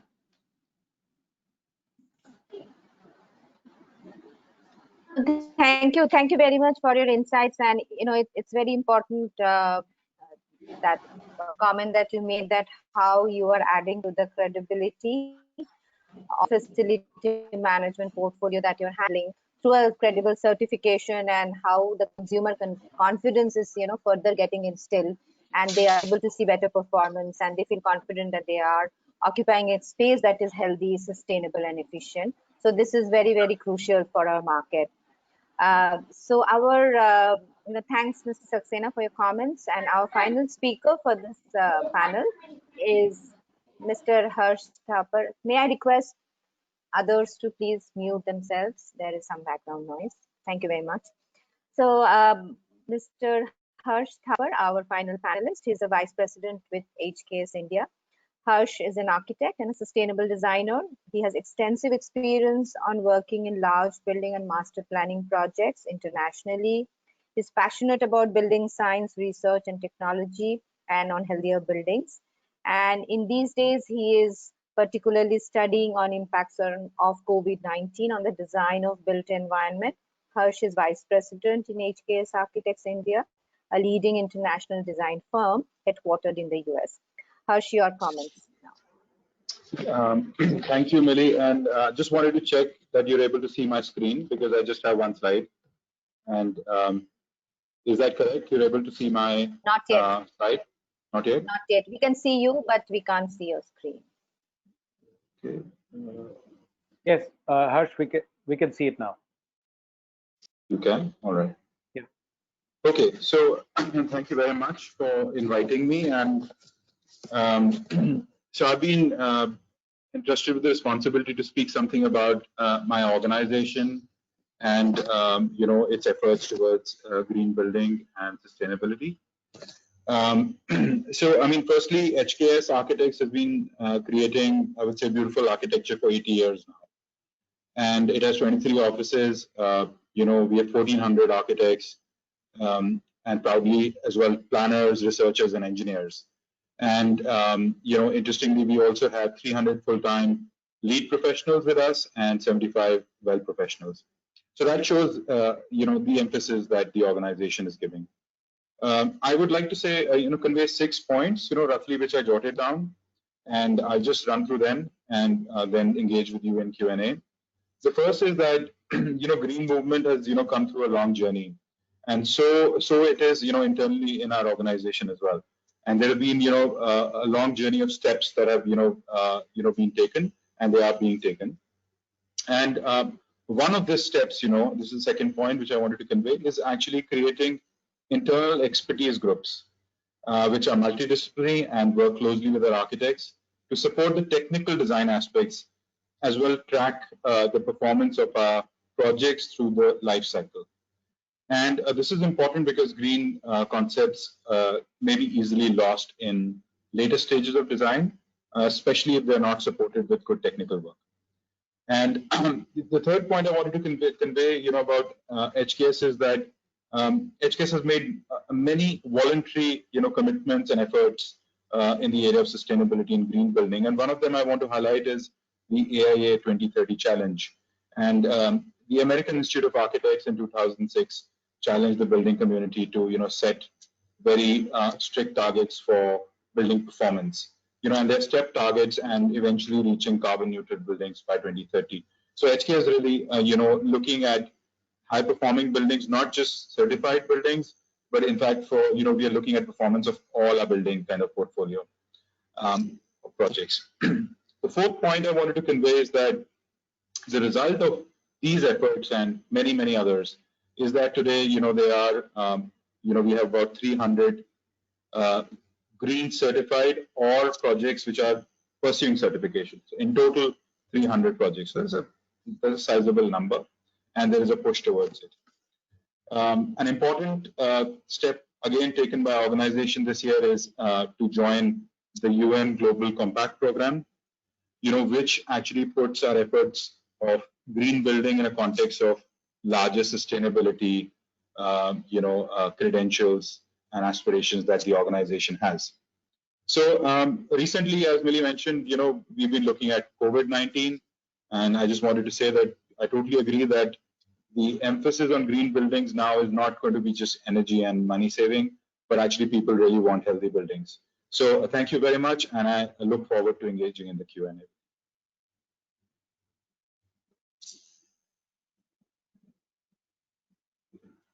So thanks a lot, Harsh, and also talking through the other initiatives that your organization is part of, and to enhance the sustainable quotient of all your projects. So I would now request Tanmay to moderate, the rest of the panel discussion with the questions. I think we are a few minutes over time, but I guess, it will be interesting to take a few questions. Yeah, I'm sorry we lost some time because of technical. Yeah, we lost some time because of the technical issues, but it still will be interesting. We should stick around. We have a lot of attendees who are still there, and it'll be great to get this discussion going. So, Josh, one of the challenges that we face in this part of the world is the certification of building products and services are dependent on availability of test facilities, testing infrastructure, and sometimes, for example, on-site testing that is required for air tightness and other air quality related things. So do you see that that being overcome in certain ways, and what is the situation that you oversee, that you see over the next few years in this part of the world? Yeah, certainly it is a major concern, right? Asking people to do something without the toolbox full is not fair, to be honest with you. But as most will tell you, it is a push-pull concept, meaning that as I hear HKS and Hines and others talking about, them having more buildings coming through, more product manufacturers like a carrier will say, hey, we have more products that meet that, right? It's a demand driver world, let's be honest. The return on investment needs to be there. And I'll give you an example. 15 years ago, we at UL had no laboratory testing product emissions in mainland China. But all of a sudden, LEED grew in China. All of a sudden, they needed more. We opened up a laboratory outside Guangzhou in China. Southeast Asia started to grow LEED in the last couple of years. And just last year, we opened up a lab in Vietnam to test for product emissions because more and more products were coming from the Vietnam marketplace to go to the world. So again, it's a push-pull concept, right? As more demand is there, more products will be there. But you also have the concern of people saying, well, I can't build a building if I don't have the product. Typically, it'll start with something like energy. We know that energy is the largest credit area in LEED, as it always has been. It will continue to be. And that should be the start of the demand driver, right? Being able to do the LEED modeling, the energy modeling and things of that nature. And then as we move in, we see that growing. as I mentioned, we've got over 406 product families that are available in India today. So we certainly have seen that growth in the last couple of years. Furniture, flooring, insulation, paint, that is all now starting to go. One of the largest paint manufacturers in India actually went and received Green Guard Gold certification. They also happen to be the largest paint manufacturer in the Middle East and Africa. So we see it growing exponentially. Great. So you do see that the Indian industry and manufacturers are willing to take that extra effort to test it, even though the facilities may not just be locally available. That's an interesting perspective, because as demand grows, they see that opportunity. Dhiraj, you made some very interesting points that link energy efficiency and the current situation, especially with the COVID-19. What we are seeing is that the concern for health means that there's a change in the way we use air conditioning. We have more fresh air, we have higher level of filtration. So do you see this conflict in terms of this increase in all of these areas may affect energy efficiency and cooling demand in general, if there is, say, more emphasis on natural ventilation and higher temperatures?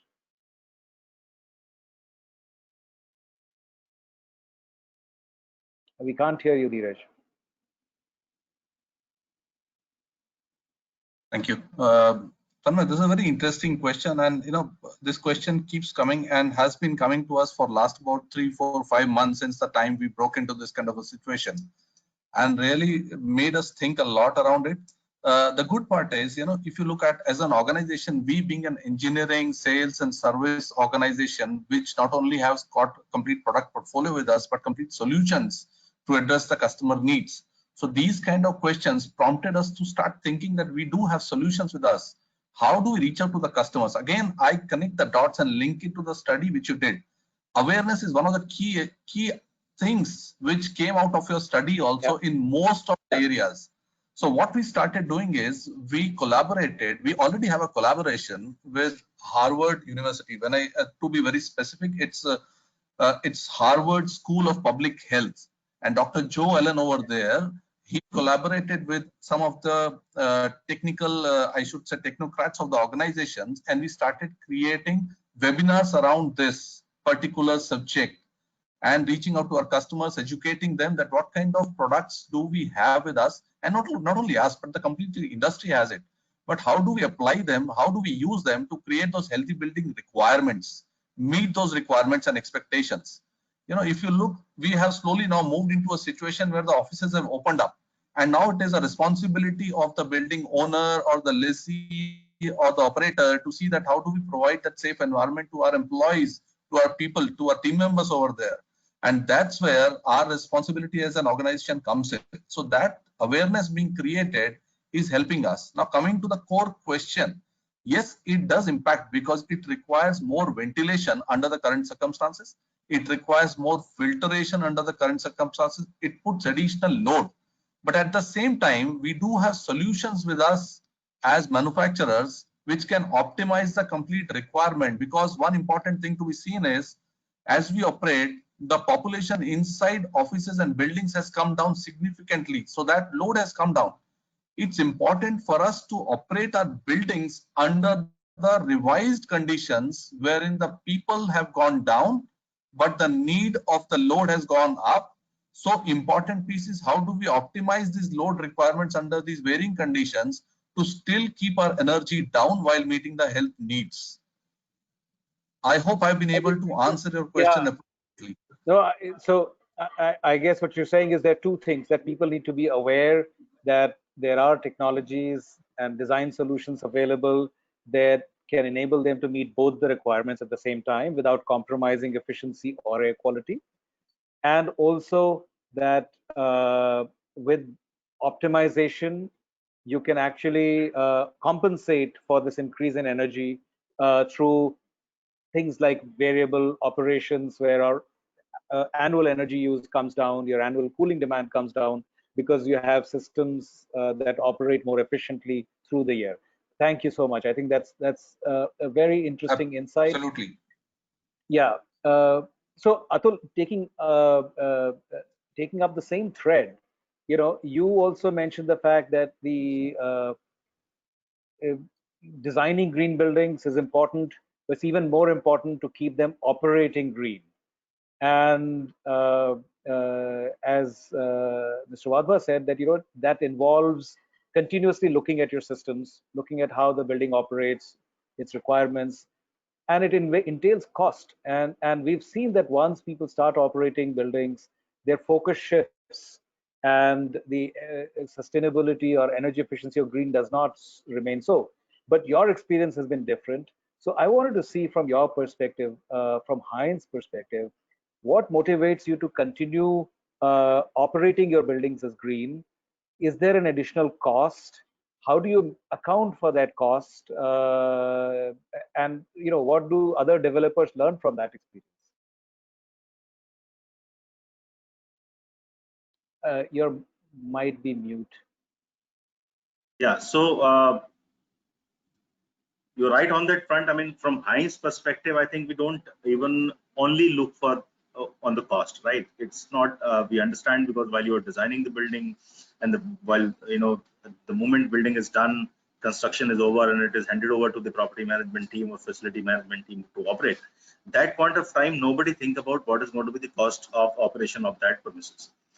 The kind of COVID situations, the other situation will keep coming, and you'll have to live with that as a property manager, and you'll have to understand, there is no compromise when you are, serving to the tenants which are there, because you have some kind of commitments, and commitment cannot be compared with the kind of cost. Yes, it is a cost when you are, talking about the green concept, or working on a COVID kind of scenario wherein people have to think about the good filtration and the sterilization of airs and the water which is there inside the HVAC circuit.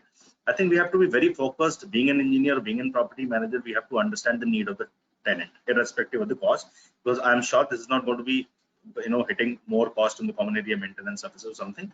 It is just a small cost, but at the same time you can save some other cost and match the kind of expectation which is there from tenant side with respect to the common area maintenance charges.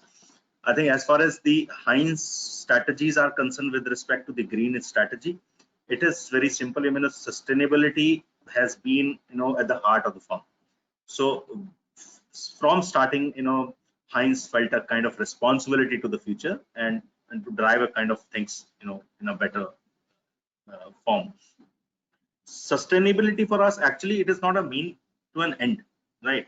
It's an ongoing practice for us. We don't want, I mean, every time, whenever maybe it is related to right now, maybe COVID or some other situation, I mean, it will keep coming. We'll have to just think about the best practices that we can do with respect to to ensure that our all natural resources, the consumptions towards the building, like energy, water, and all that. I think they are, the conservation is properly there, and we need to think about putting all the energy saving measures and the water, saving measures and all that.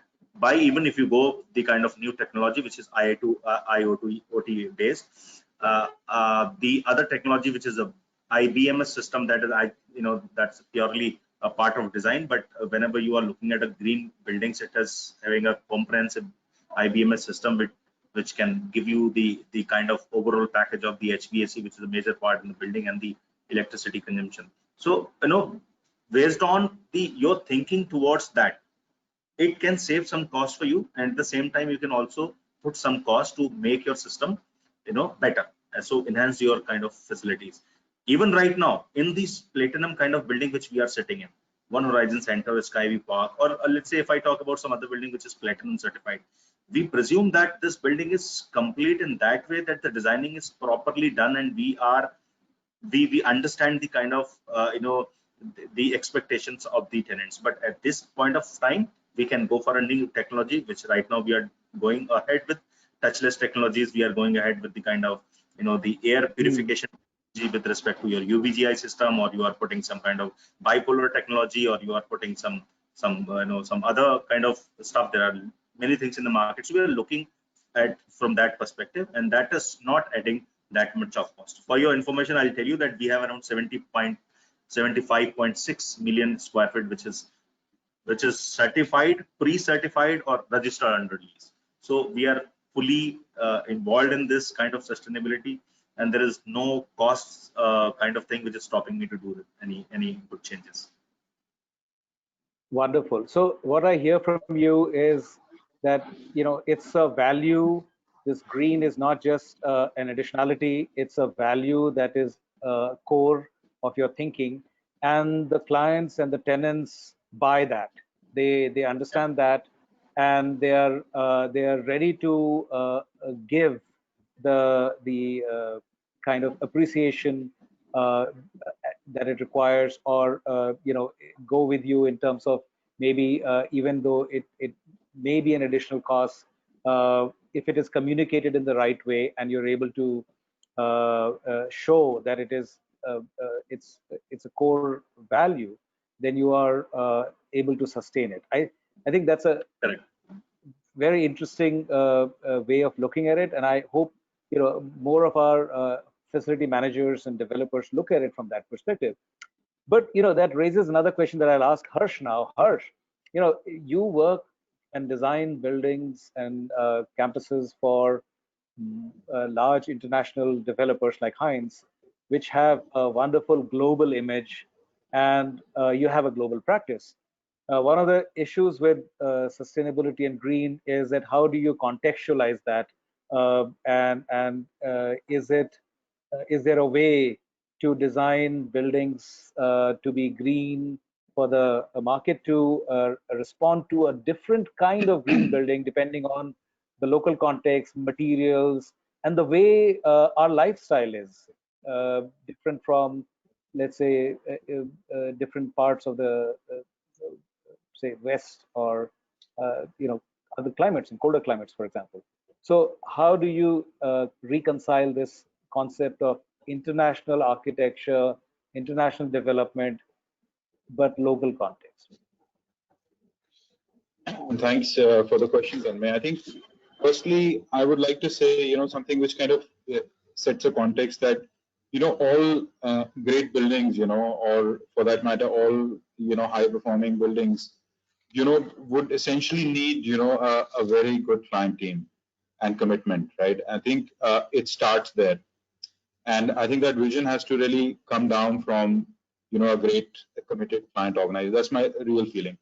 Now, as that vision translates to an architect, right, and he, you know, would apply various tools and techniques that he has to really understand. So, you know, initially architects used to work, you know, in their own countries, in their own cities, but now, you know, yes, it's a reality. We work, you know, the world over. So I sit here and, you know, design buildings in the US or UK, and what we have done is we have tried to set, you know, our own internal protocols of how to, you know, address this issue of, you know, being contextual, you know, and, you know, addressing, you know, understanding what is really required on that side. So, I mean, one of the very basic things which, you know, we would do is, you know, when you start the concept, you really have to engage, you know, hopefully with a client who's located there, or, you know, user groups or occupants, you know, expected occupants who are based there. We do a study, you know, internally, which we call, you know, nature of place, which basically kind of is research based, you know. It may be desktop research, but we would love to travel there, you know. We send our architects there, go visit the site, see the people. This study would essentially capture, you know, all the important issues like, you know, climatic context, you know, social issues, you know, cultural issues, lifestyles, what's expected of the project. And then you would try to, you know, address that in the design process. So if you can do that initial bit, and then you set into motion the right process, which basically keeps these questions alive and keeps addressing them during the various stages of design as it kind of moves from the concept to, you know, execution, you would essentially, you know, we find, have a better response, you know, to the local environment. And interestingly, I mean, regarding climatic design, you know, what's happened recently is, and, you know, it's my area of my interest, is that building science has made a lot of progress, you know, especially software tools. And, you know, an energy modeler or environmental expert sitting in one country has, at his beck and call, weather data, which, if analyzed properly, can essentially guide projects quite effectively, and we're trying to do that. Thank you. I think that explains your design thinking and how you're able to keep a common language that's still adapted to local context. I know we're running out of time, so I would request all of you to think about and give us one last point. I want all of you to just tell me one point of advice or something that we can carry forward based on your experience on how does one overcome these barriers to transforming the market in your field. Just take a few seconds each and give me your your pearl of wisdom, as they say. So Josh, what would be your last word on this? I don't know about a pearl, but maybe a ruby. Okay. I would focus on the return on investment, right? I don't care how people get to sustainability, whether it be they're an environmentalist, they want to save the planet, or they want their organization to make money. If they do, show them how being more environmentally friendly will make their organization more money. We have to stop speaking only about we're going to save the planet. If we can speak both sides, we can move the market further. Thank you. Dhiraj, what will be your pearl? My two cents will be on the following things, okay? And this not only comes from my own experience, my organization's experience, but also I saw that coming out of your study as well, the outcome which you shared with us. Most important piece, what I feel is today we've got a lot of potential inside the country, but awareness, if it is created to the extent that it reaches the right people, that's where we'll have to spend a lot of time today, that they are not only benefiting themselves, but also the people who are going to use those buildings. I am really encouraged by Mr. Atul's inputs, that the kind of efforts and the focus he has on his buildings and the organization is driving him to work on these lines. He doesn't have a dearth of budget as far as these initiatives are concerned. That really encourages me. But I think we need more such developers. You will be amazed to know that more than 50% of the buildings in the country are developed by the developers for the people to come into those buildings and work, not for themselves. So it's important that developers spend this time and connect the awareness to their decision-making process as a life cycle analysis to be done. If this time is spent by us collectively in these efforts, I think we'll be able to do a good job in transforming the market to some extent, if not all. Thank you. Mr. Saxena, please. Mr. Dhiraj said correctly, life cycle cost analysis is very important. Yes, yes. It is. I know that it is not yet used to its full potential, because it's starting for it, and most of the good developers are still using it, and they started using it. But I think that's a good thing to understand the initial cost, service cost, maintenance cost, their operating cost, and finally when you're disposing it off. So I think it has end-to-end kind of cost model, right? End-to-end cost model is something which is called a life cycle costing. Very important. Someone has to think on it. And the question that you have asked, I think that is that carries a kind of budgeted input, which is absolutely money point.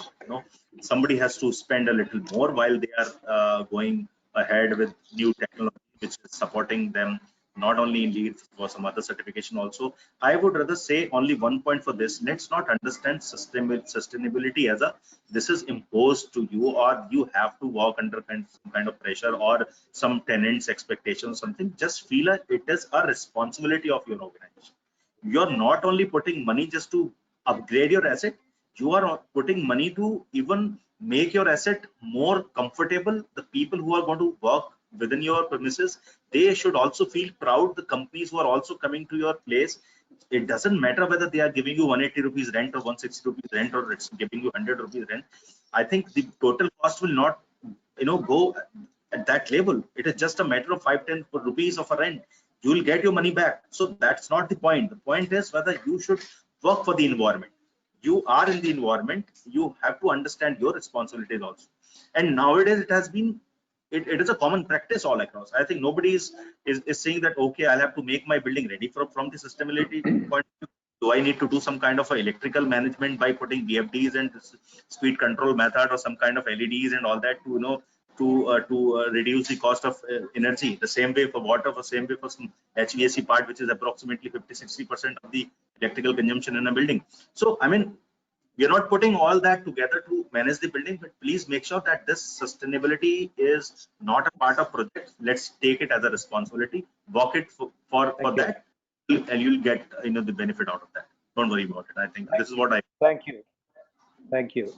So Harsh, the final word rests on your. Wow. It's a lot of pressure on me. But I mean, I would, you know, again, give it a little bit of a twist from an architectural perspective, because that's what I know best. I mean, I would point out that I think I feel there is a need for architects and engineers to really seriously look at, you know, better processes of engaging with each other. You know, for example, I mean, it is easier to design a mechanically ventilated building than a code compliant, naturally ventilated building, right? And I want to leave it with this thought that I think for truly green environments and buildings, you know, we need a bit of soul searching. We need accepting clients. We need definitely better procurement processes, and definitely more design time and better experts. And it has to be integrated. Thank you. I think I can't add anything to all the points. They just, you know, fit right into actually even work with each other. So I appreciate all your time. Thank you very much. And I would now request Apurva to summarize this and tell us, show us the way forward. Apurva, thank you. Thank you, Tanmay, and thank you to all the panelists for their wonderful insights. I mean, it was a very apt solution-centric approach that they mentioned, and I will not go into summing them up. I don't think I'm capable enough to sum up what the panelists have just spoken about. With that, we kind of come to the close of this particular industry roundtable. What I will say is that if you look at the report once you get it, we are not really prescribing things of what one should do and what should not do. It's a kind of a Chinese menu there. Not every intervention that we are proposing will be suitable for every kind of you know, stakeholder to adopt, but it certainly gives you certain options of what you can pick and run with that kind of an option.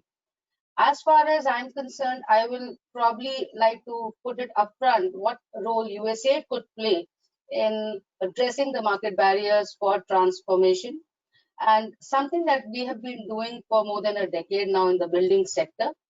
I won't go into what all we have done, that's already been spoken about. But what we do normally best is in having a very integrated, holistic approach of addressing the different elements of market transformation, whether it is in terms of policy support or addressing the information barriers through better outreach, communication, generating a lot of knowledge products like this one, market assessments, and so on. We will continue to do that. Whether it is on the training and capacity building aspects, which one of the panelists just towards the end alluded, you need people to do these things, to understand first and then to do and execute these things. So for example, we are partnering with ISHRE and creating a professional training and certification program for air conditioning engineers. So we've done a lot of trainings in the past. We've developed training modules, and we continue to do that even now and in future. And we also firmly believe that unless and until the, you know, one of the biggest barriers is you know, nobody wants to take the risk in investments. Now, if they see something is techno-commercially feasible, we try to give them that through our pilots and demonstrations, something we've done a lot over the years. For example, recently with EESL on the new initiative on healthy energy efficient buildings, we've done. I wouldn't even call them pilots. These are actual projects, deployment projects with actual buildings. Nalanda University, to one of our flagship pilot again, or let's say a demonstration project where Nalanda is now a net zero energy building campus. So those are things that we have done, and we continue to do them even as we go forward. In the end, I would just like to also highlight that we have a new program which is coming up very soon, just in a couple of months. It's standing up even as I speak, which is the SAREP, or South Asia Regional Energy Program, which covers South Asia region. And what I said in the beginning was that whatever works in India, if you're able to crack the market in India, I'm sure you will be able to crack the market in the South Asian nations. And I suppose for industry, a wholesome and a holistic South Asian market appeals much better. And also it brings the cost down, it brings certain parity, it brings volumes. And that is a win-win situation for the consumer, for the manufacturer, and all who are involved in this chain. So that is a program that will continue to look at buildings and coolings and appliances, even as part of their advanced technology deployment acceleration component of this project. And we would welcome, we would like to sort of even go with the, and we will be working a lot with the industry and the private sector to see how we can continue to address the market transformation barriers and work together to see that there is a more common, coherent market in South Asia. So we look, USAID would continue to look forward and engaging with you even as we go forward. With that, I would like to just thank a lot of people who've been involved in this. Of course, all my panelists, Mr. George Jacobs, Dhiraj, Atul, Harsh, Mili, Taryn, my own colleague Taryn, and of course Mr. Garnaik from EESL, and one person whose name I never miss is Mr. Saurabh Kumar, the Executive Vice Chairman of EESL, who's been the biggest champion of market transformation, who couldn't make it today because he had to fly somewhere at the same time. These are the people, I mean, and all the industry folks and the participants who were there today, or who have not been able to be there, but have been a part of our journey on market transformation. But one thing I would definitely like to acknowledge here is my team, EDS team, which is led by Tanmay, who's the implementer of the MAITREE, USAID's MAITREE program. Tanmay's, I don't have to say who Tanmay is. I had the pleasure of working with him now over a decade, and every time he brings in a new thought and a new approach, which has been very successful in providing us a lot of successes under our USAID programs. His whole team, Nidhi, she has been very active, in getting this together, this industry roundtable. Gurneet, who was actually championed this market assessment report.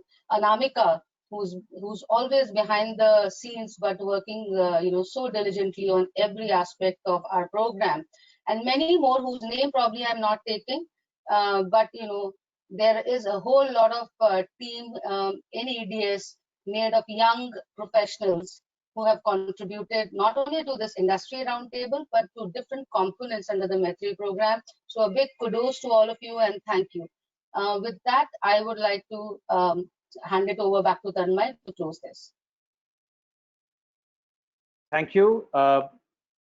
Very kind of you, Apurva. It's all your guidance. So finally, my job to thank you for leading us and being part of the team more than a leader.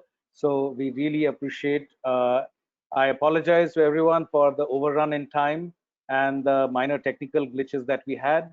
I would love to have more of this industry panel come back to us for more detailed discussion. Thank you all. You will all get a copy of the, you should have it in your inboxes already, of the research. If you have any more questions, you can come back to us. We have noted down all the questions people have asked and they will be sent to the panelists for responding and making sure that we get back to each one of you. And thank you again for your valuable time. Good night. Namaskar. Good night. Thank you, Tanmay. Thank you very much. Thank you, Tanmay. Good night. Appreciate Thank the you. time. Thank you, everyone. Thank you. Thank you. Thank you, Apurva. Thank you, Nidhi. Thank you. Nikita, we may close this now. Yeah, okay. Thank you, everyone. Good night. Good night.